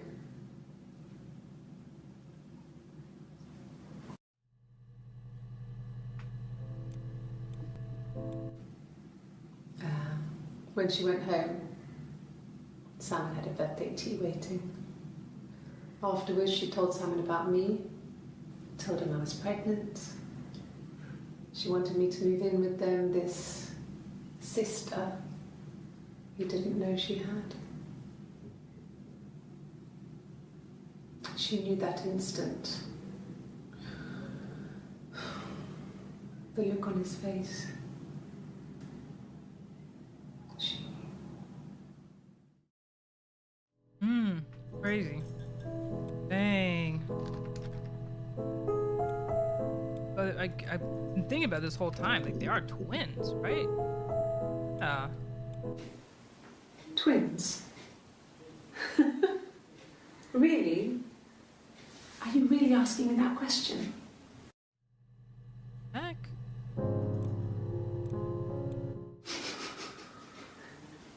Are you out of your mind? Twins?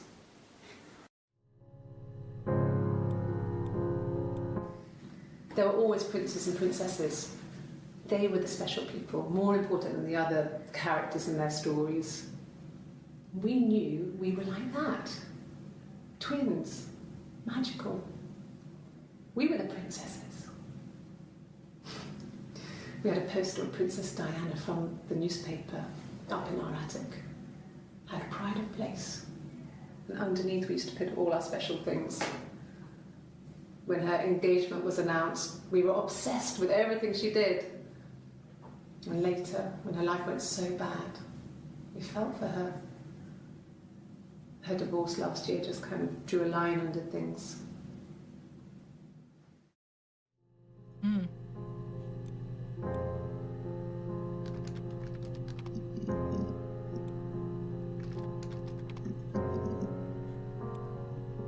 She sent him out the house, kicked him out, called me up, crying, and I went round. I guess I had a feeling I could hear something was wrong in her voice, but I wasn't sure what it was. She called me sister on the phone. She never calls me that. Crazy. My sister is gone. And she's never coming back. The heck? Oh, this is really interesting. See where we can go from here.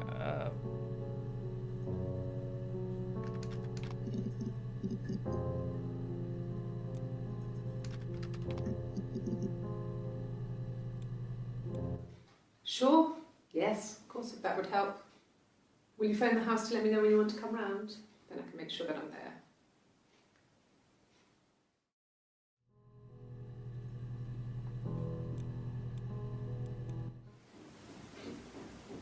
I wasn't in the house.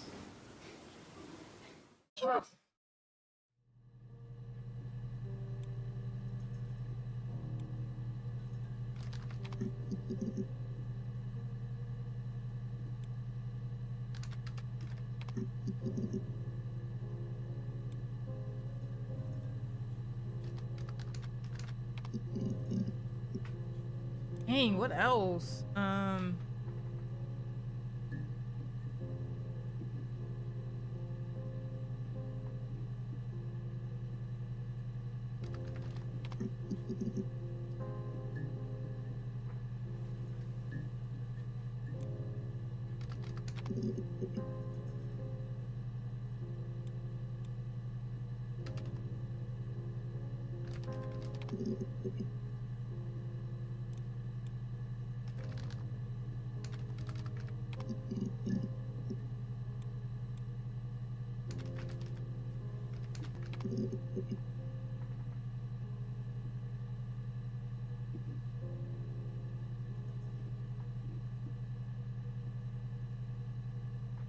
I don't think what else I can say.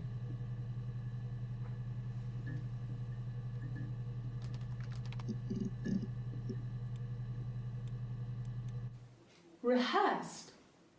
You ask me the same question, you'll get the same answer. Is that your evidence? Of course I thought about what happened then. It's all I've thought about. My husband is dead.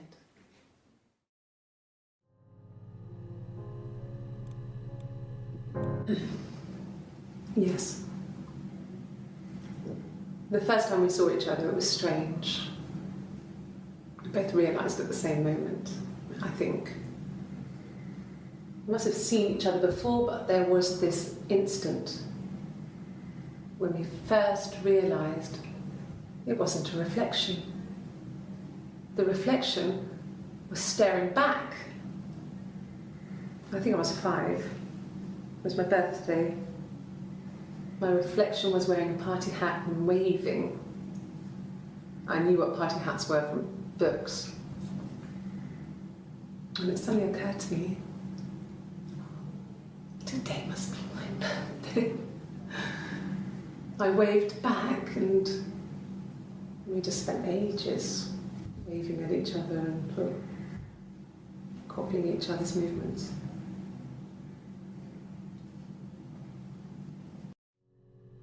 This is nuts.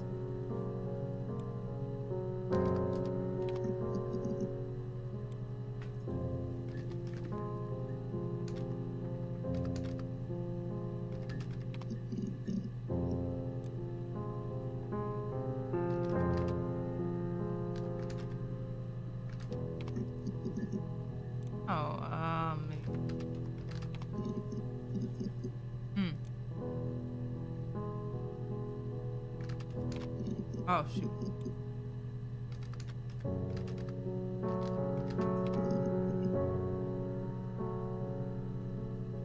Dang.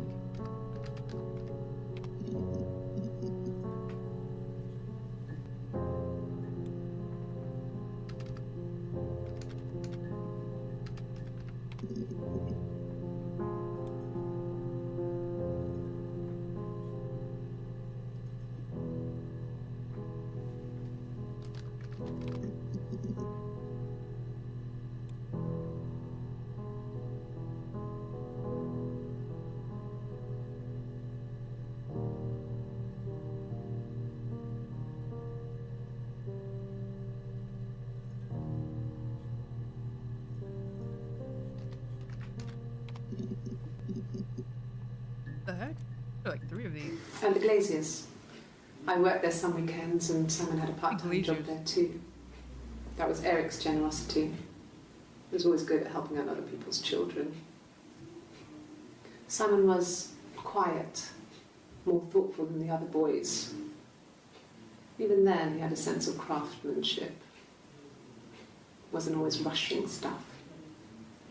Boys that age are just running around like headless chickens most of the time. You know? Plus, he had that look. He looked like a fairy tale prince from one of my books.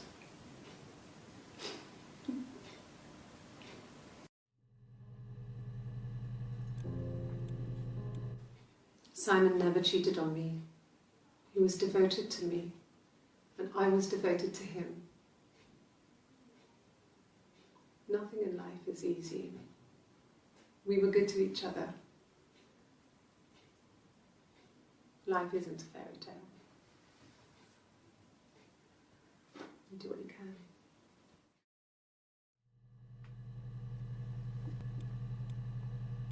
Well, she wasn't my real mother, but she raised me. Do you want to hear the story? It's a real life fairy tale.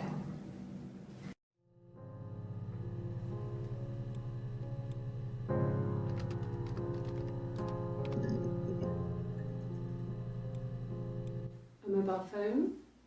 Yeah. Well, they have one for the Glaziers, but it's only for work.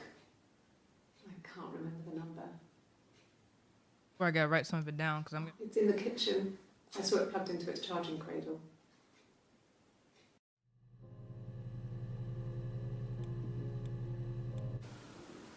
I did. Well, we met when we were 17, both working at the Glaziers.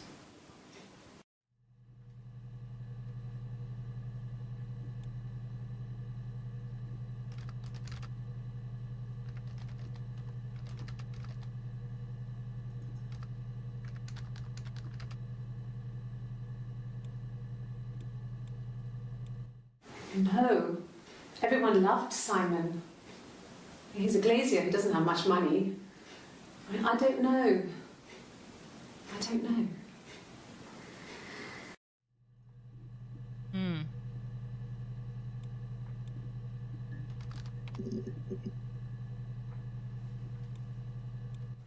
No. I'm not sure what Strange would be, but he hasn't been acting odd. He's been busy at work, but nothing too stressful.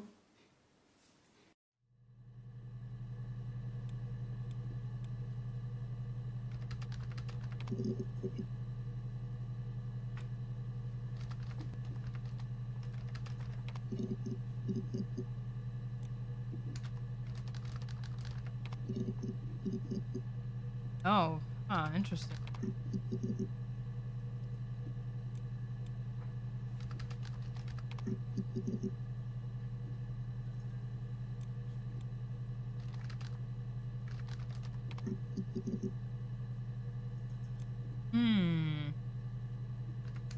Didn't mention payphone.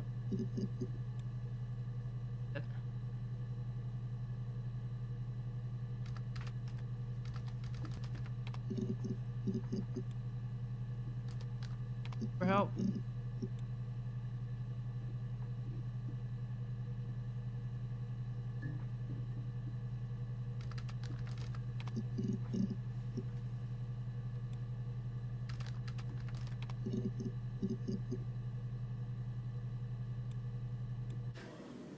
Do you have children?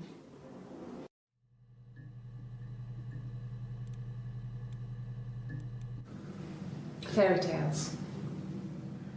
Stories about lost princesses, evil witches, magical mirrors and lost children. So you see, even before I knew the truth, I'd found it in those stories.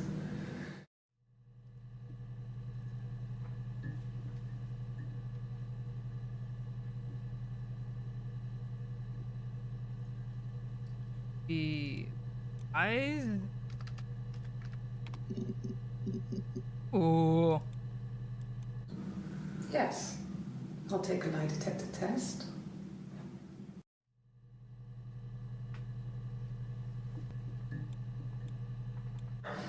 I've never taken a lie detector test before. Does it really work?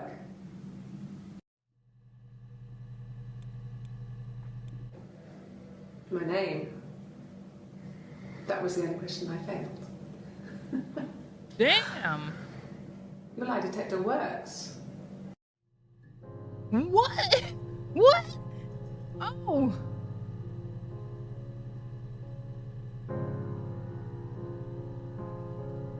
I was not expecting her to say that. Aim.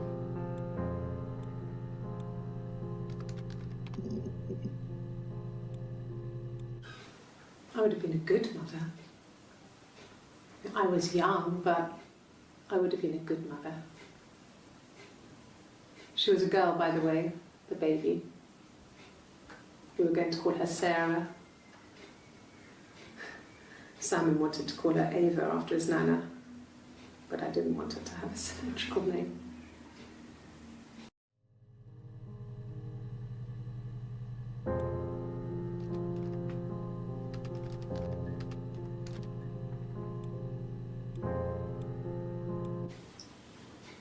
Okay, you got me. I'll confess. We were there. It was a dirty weekend. Simon was going to expense it, pretend it was a business trip. I used a made-up name. We stayed at the hotel, had room service, didn't leave the room, had a great view of the river, and you could hear the church bells.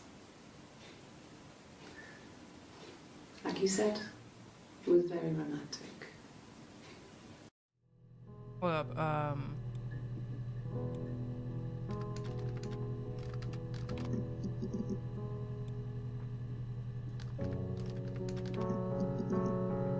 Tess?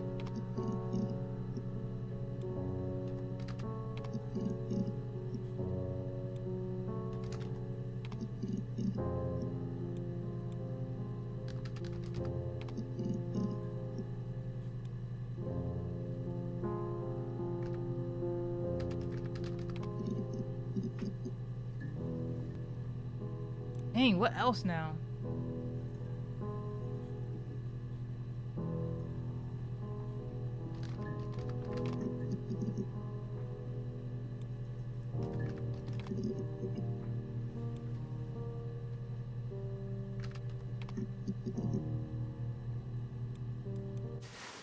Silverleaf?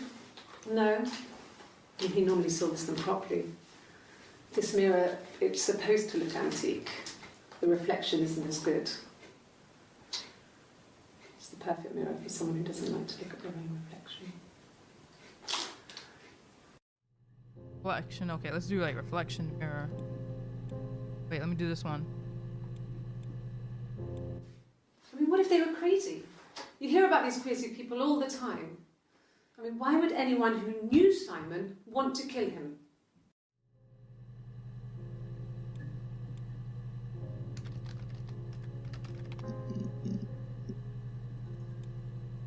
I kept cutting it myself. I wanted to look like my reflection. She always had short hair when she was little. Mother would hide the scissors, but I would find a way. Cut it with a bread knife, something like that. My reflection would always leave her house and go on adventures, but I never could. Mother taught me at home, And I had books and TV. Oh, TV was magical, but it was only on when it wanted to be, so I spent a lot of time reading books.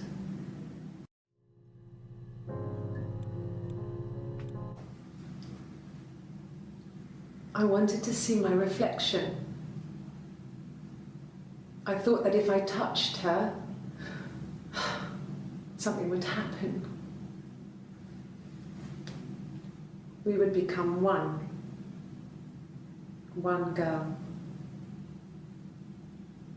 The fairy tale was over, the witch was dead, and I'd be restored to my rightful place.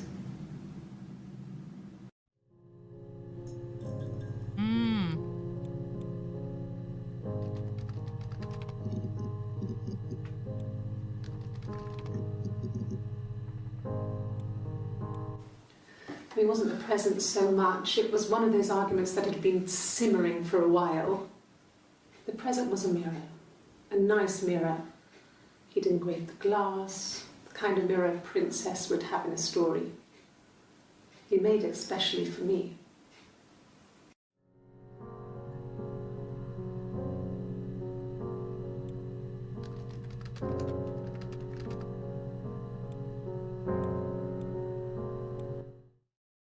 The mirror. I can't remember. I put it somewhere safe. Upstairs, I think. I haven't looked at it since.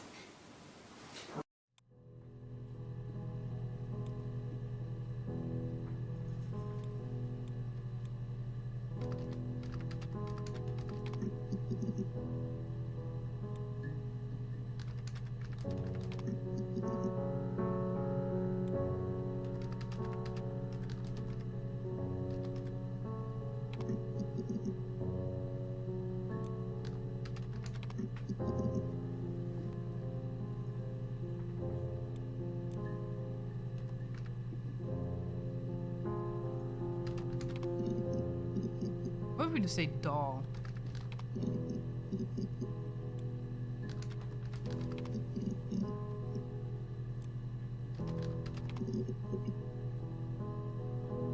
For this one.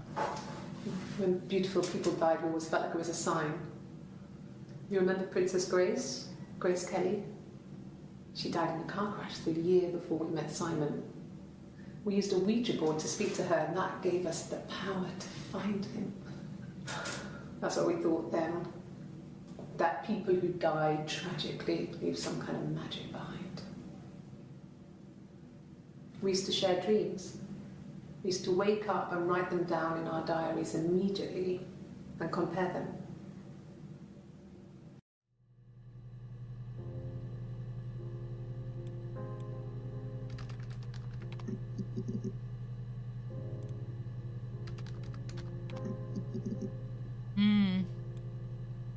What else?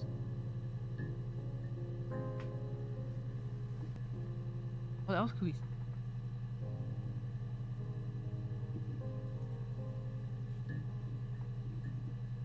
Like, surely there's an actual end.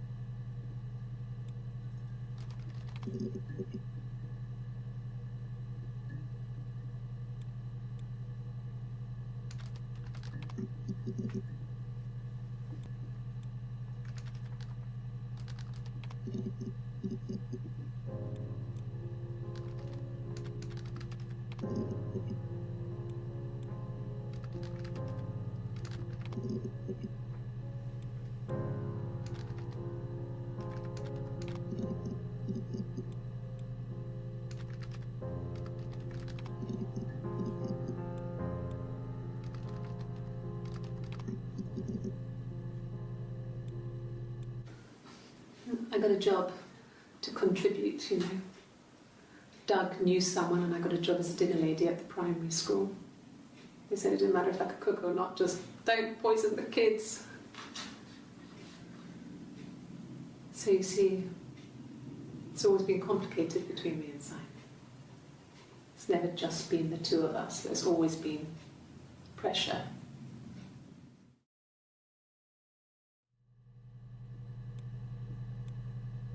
No, no one has been in the last few weeks. We had a plumber come in 3-4 weeks ago. Someone summoned you from the rock. Let's see. Rock.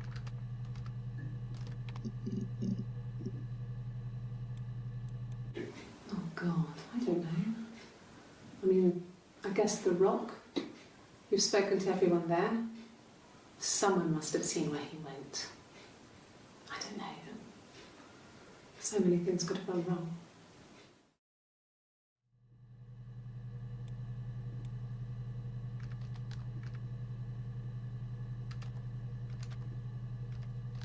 Wait. Am I spelling that right?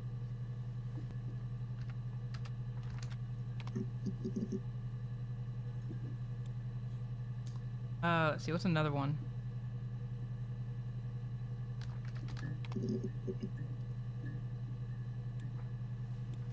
No. It was just me and her.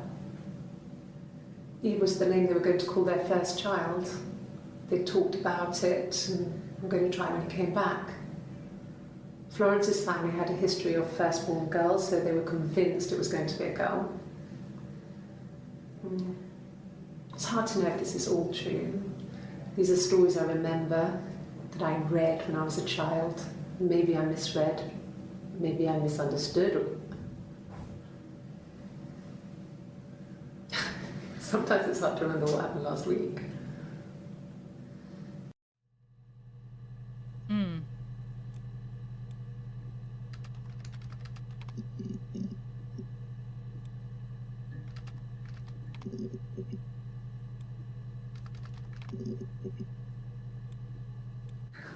We loved our cat, Domino. He had this little bell around his neck to stop him from killing birds in the garden. And we used to write each other notes and put them in the bell, and we could send them to each other. Mum found some of the notes once, and she thought I was just writing to myself because our handwriting was identical. And we had our own words for things, so she didn't quite understand them anyway.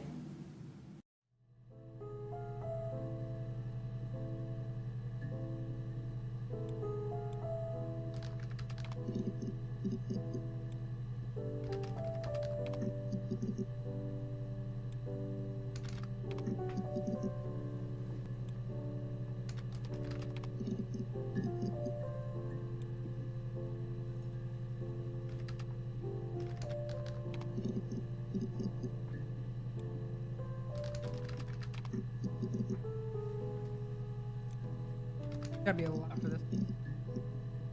Surprised that came up first. Okay. There's a girl and she's staring out of the window. She's sad. She's trapped. She's here. She's looking out the window because her mother won't let her out.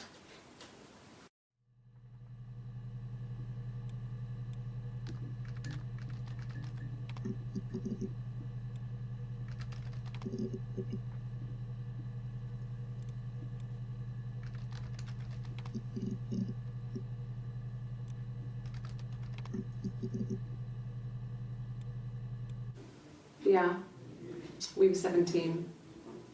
It was a nice wedding, people said. Simon looked very handsome in the photos. His parents paid for everything, but he's an only child, so it was important to them. It was what they called a shotgun wedding, but if you looked at the photos, you couldn't tell. The dress was beautiful. It looked like Princess Diana's. The train wasn't quite as long though. There's a great photo of the bridesmaid helping to carry it out of the car.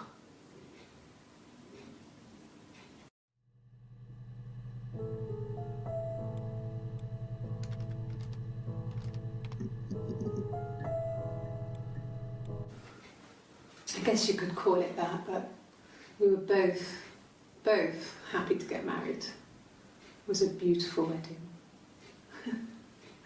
We had our first dance to come back and stay. I'm not sure if that's a good wedding song, but I loved it. I chose it. I mean, it was genuinely our first dance. We'd never danced together before. It was probably awful to watch, but I enjoyed it. It felt like it was just me and Simon for that moment. Just the two of us. And how do you know when you're getting close?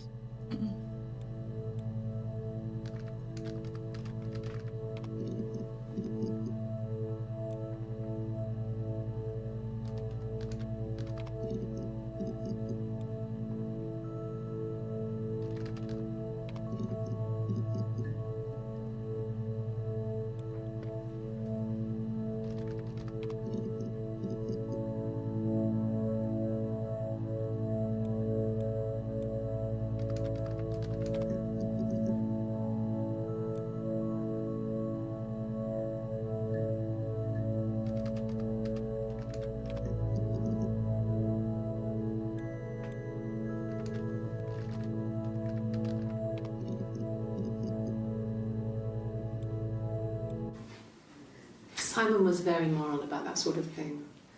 He wouldn't just walk out there and sleep with anyone. He wasn't that kind of guy. He took his marriage very seriously.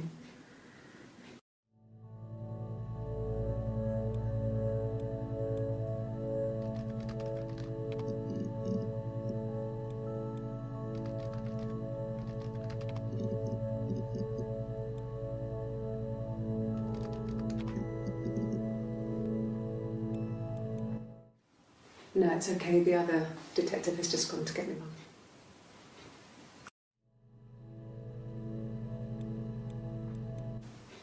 The bruise. I have a really fast metabolism, so stuff like that just comes and goes. I don't know if there's much more that I can tell you that I haven't already told the other policemen. I found the body.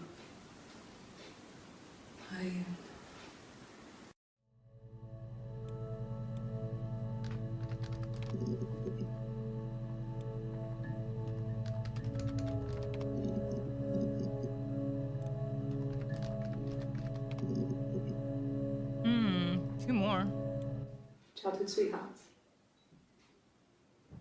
Something like that. Are you married, detective?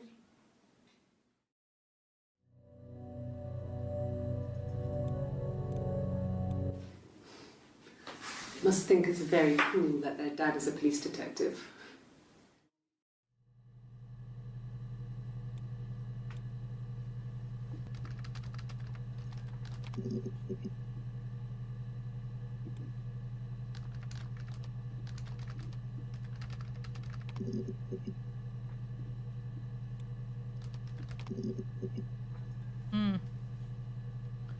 Hey, how do you just know you're getting close?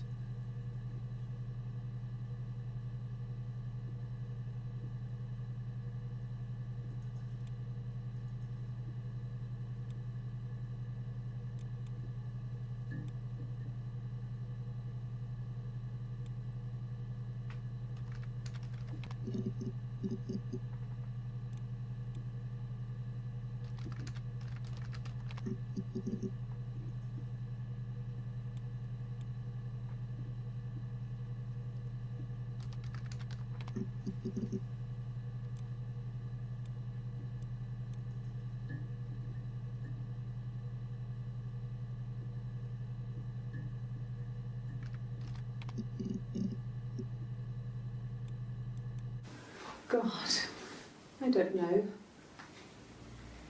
Could be anyone. Maybe someone followed him back from the pub. But why would he let them in? Doesn't make sense.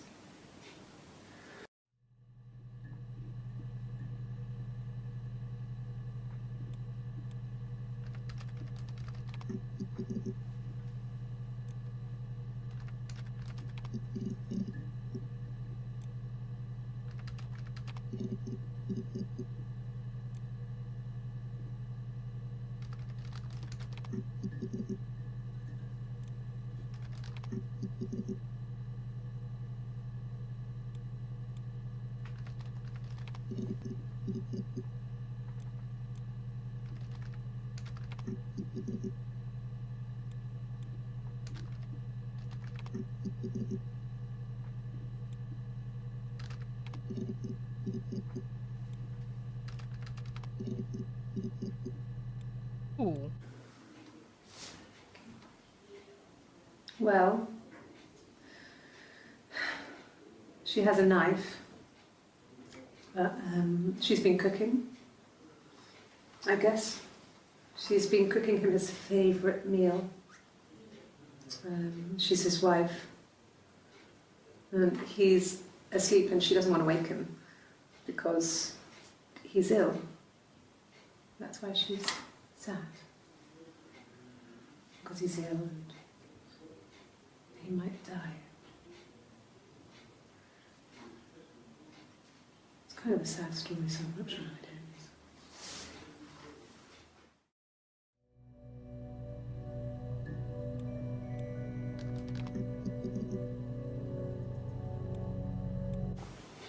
Simon's parents offered to put me out, but I didn't think it would be a good idea. It would be too sad. Not right now. I'm staying at a friend's.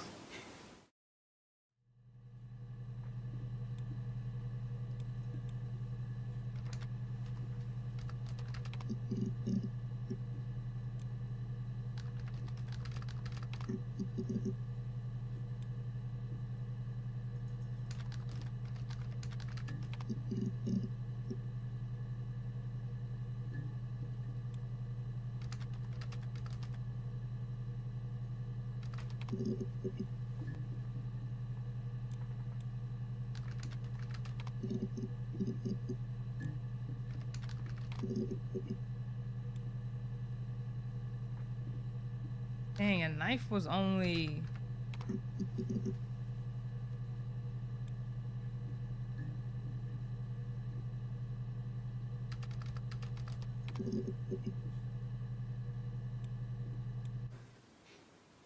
No. The whole thing was wrong. The bags, I think they were from our kitchen. You can probably check that. We never go into the cellar. It's just a place we put things we don't need. A cellar? Dad used to grow mushrooms there. The bags were taped up. I think it was parcel tape, but I think it was ours.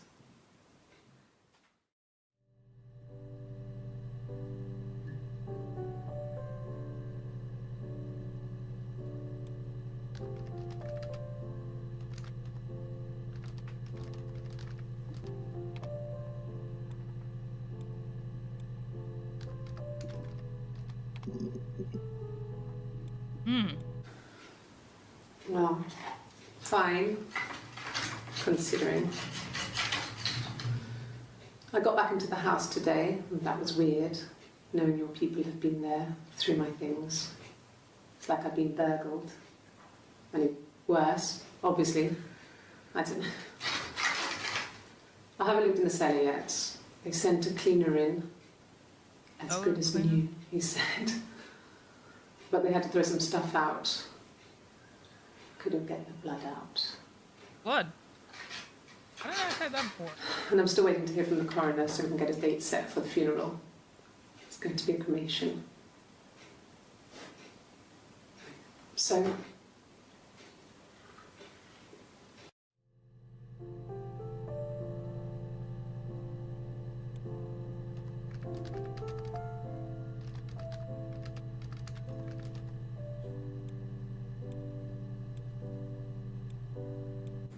It happened very quickly. We hardly had to talk to each other. We agreed almost silently. The baby was what mattered. We'd help each other. We cleaned up. We bagged up the broken mirror, her clothes. They're gone. We took him down to the cellar. We knew we had an alibi, and we wanted the body to be found later. We wanted to have suspicion on us so we could then disprove it rather than have it linger. Better to keep the body in the house than risk being seen with it. The watch, that was my touch to make sure the alibi stuck.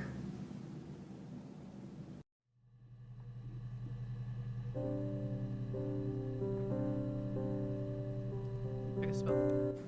It happened very quickly. We hardly. The baby was. We bagged. They're gone. We had an alibi, and we wanted the body to be found later. We wanted to.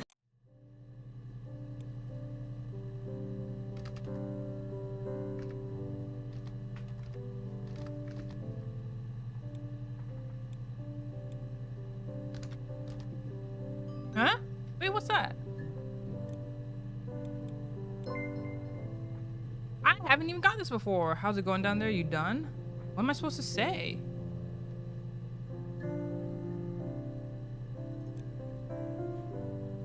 Wait, I can't type nothing.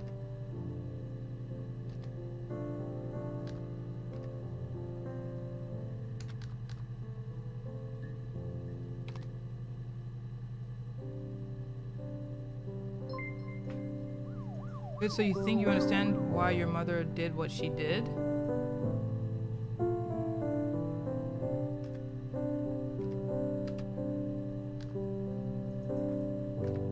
Well, you really only say yes or no.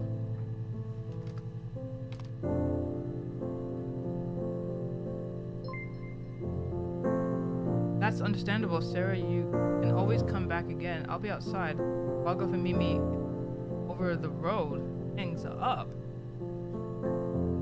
Hang on, what?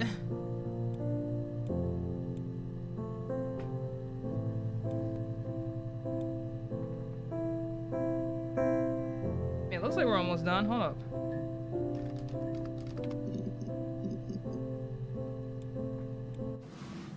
Yes, it was a cremation for the best. We both wore black and had veils, so it was easy. And after the funeral, everyone came back to the house. Hannah served up sandwiches, and I stayed out of sight.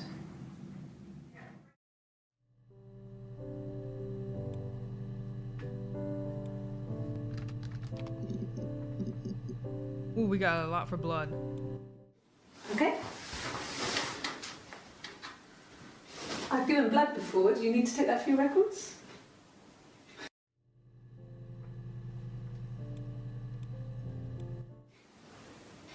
Nothing like this has ever happened to me before. The blood.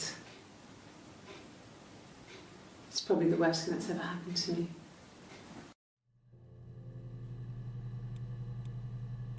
Like I said before, it was 3, something like that.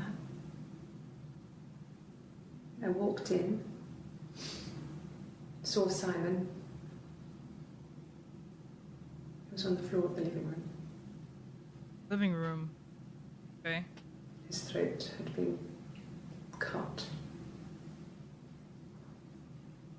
There was a lot of blood.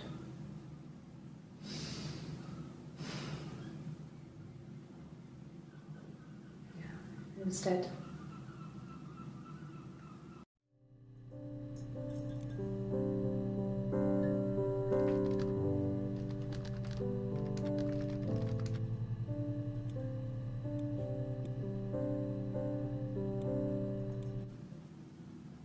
She was sat behind him. She had my wig on. And she'd been there all day.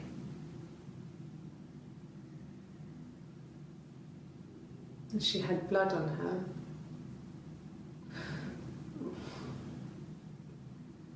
And she was in shock.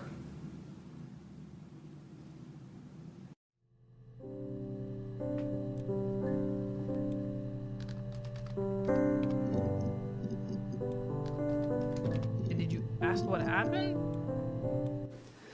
No, he was as shy as me. I asked a friend to ask him out for me. We had our first date at the Odeon in North End. We went to see Risky Business. I had on my one best dress.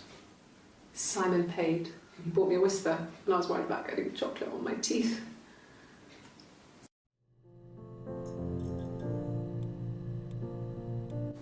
Have I ever cheated on Simon? You asked that question yesterday.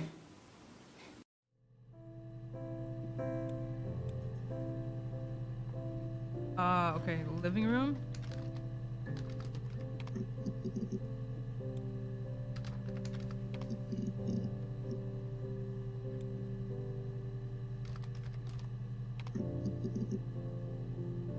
Got some good ones.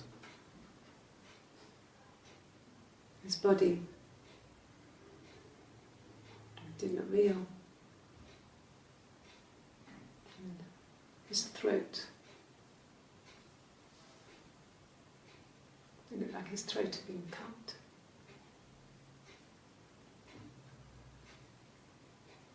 And I didn't see his glasses. There's these thick glasses.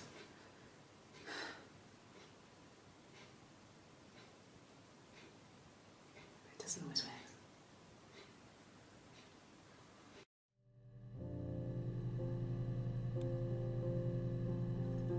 Oh, I watched this one. Maybe not. On his throat. Are the glasses? Heck no.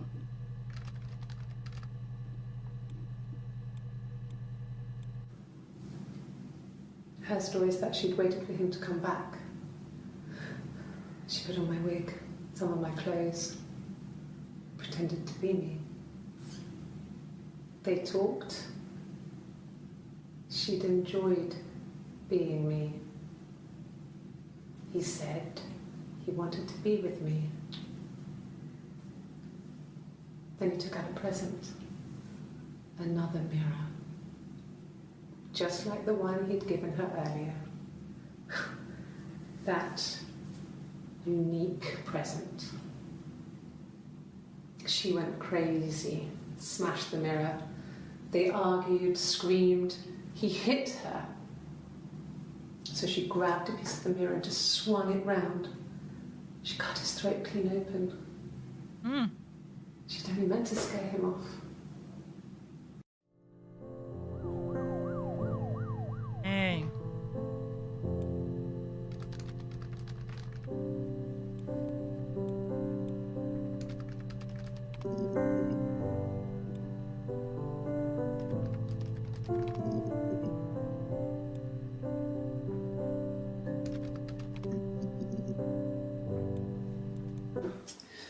I think when I drove back it was about 8 or something. And I got back to the house about 3.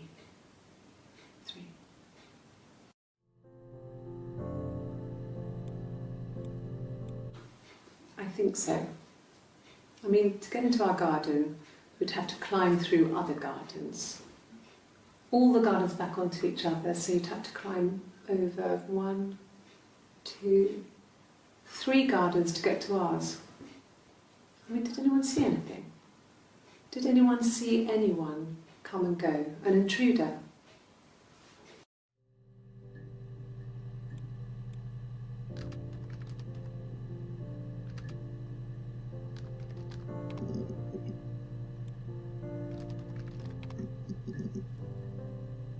Not intruder, not garden. I feel like I basically know what kind of happened, but this is interesting.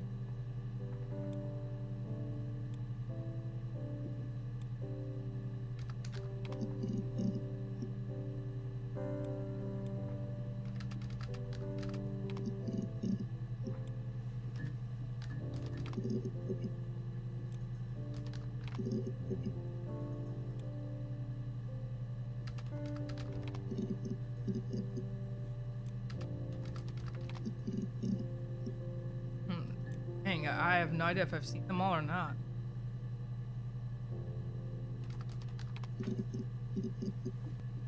I'm going through like all these different words.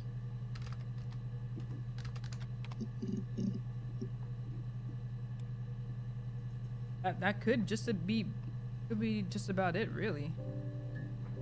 Cleaner.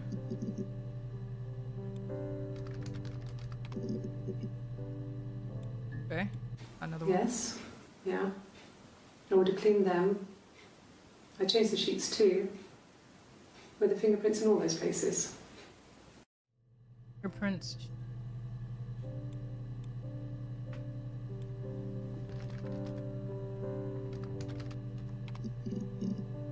Oh, okay. We got some. Fine.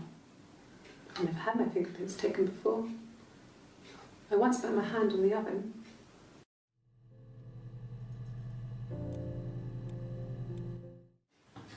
Fingerprints.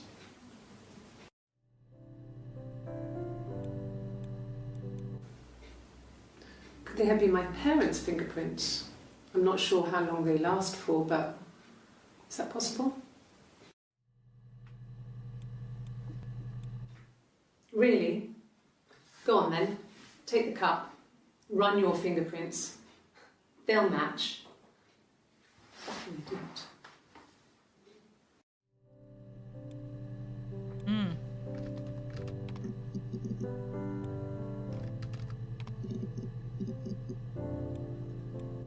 Well, I don't know.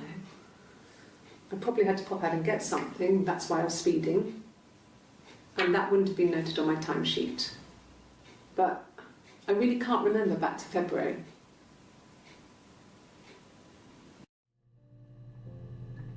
February timesheet.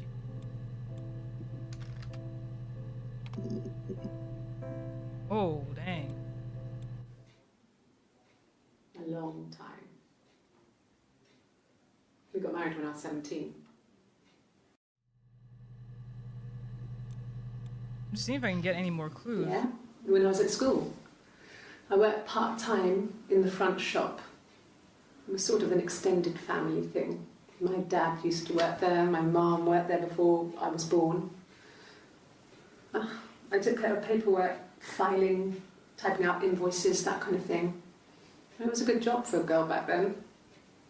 I didn't work a till or anything though. I was quite shy, so I wouldn't have liked to have worked a till.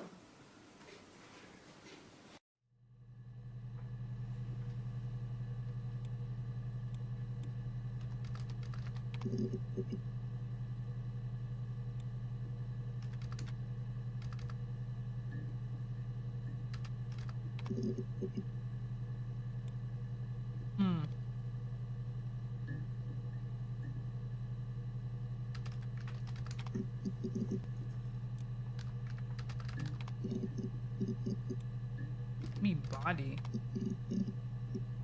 Oh, that one. Can you imagine? I tried. I tried to get pregnant too, but it didn't happen. I slept with so many boys, men. My body refused. I think my period stopped because hers had.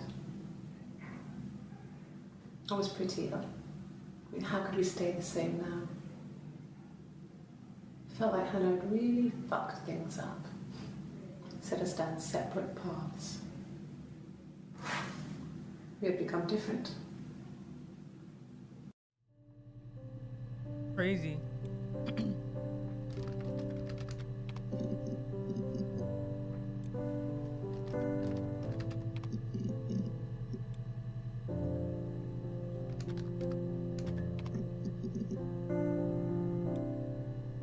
Yeah, now it's like hardly can find anything. Yeah, let's just see. And what meet them inside.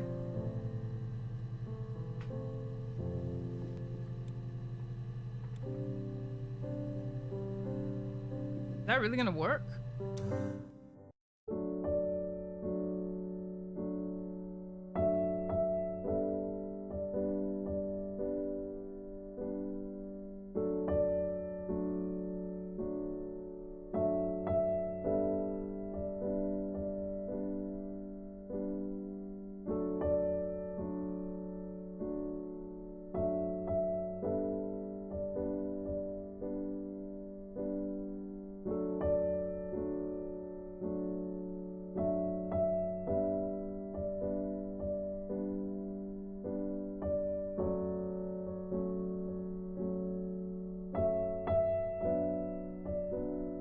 Did we pass? Did we fail?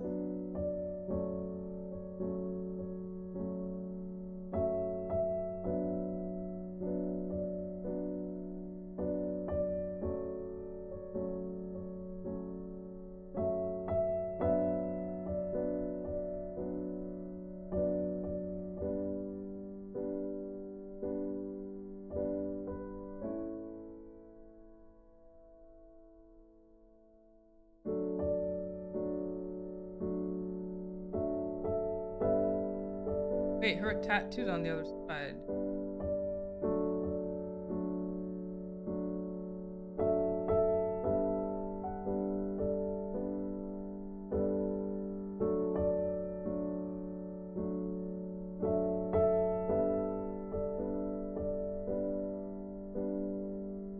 Maybe I should just said yes, I understood. I don't know, I don't know.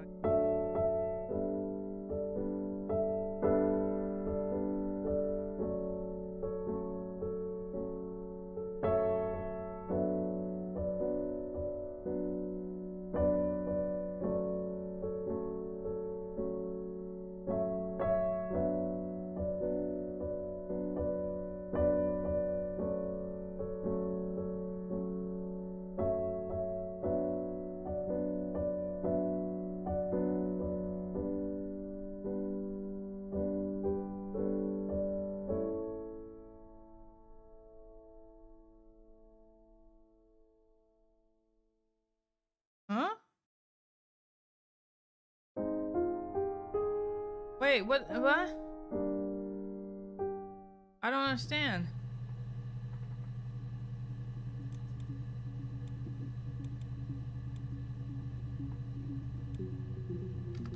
I meant to look that up too.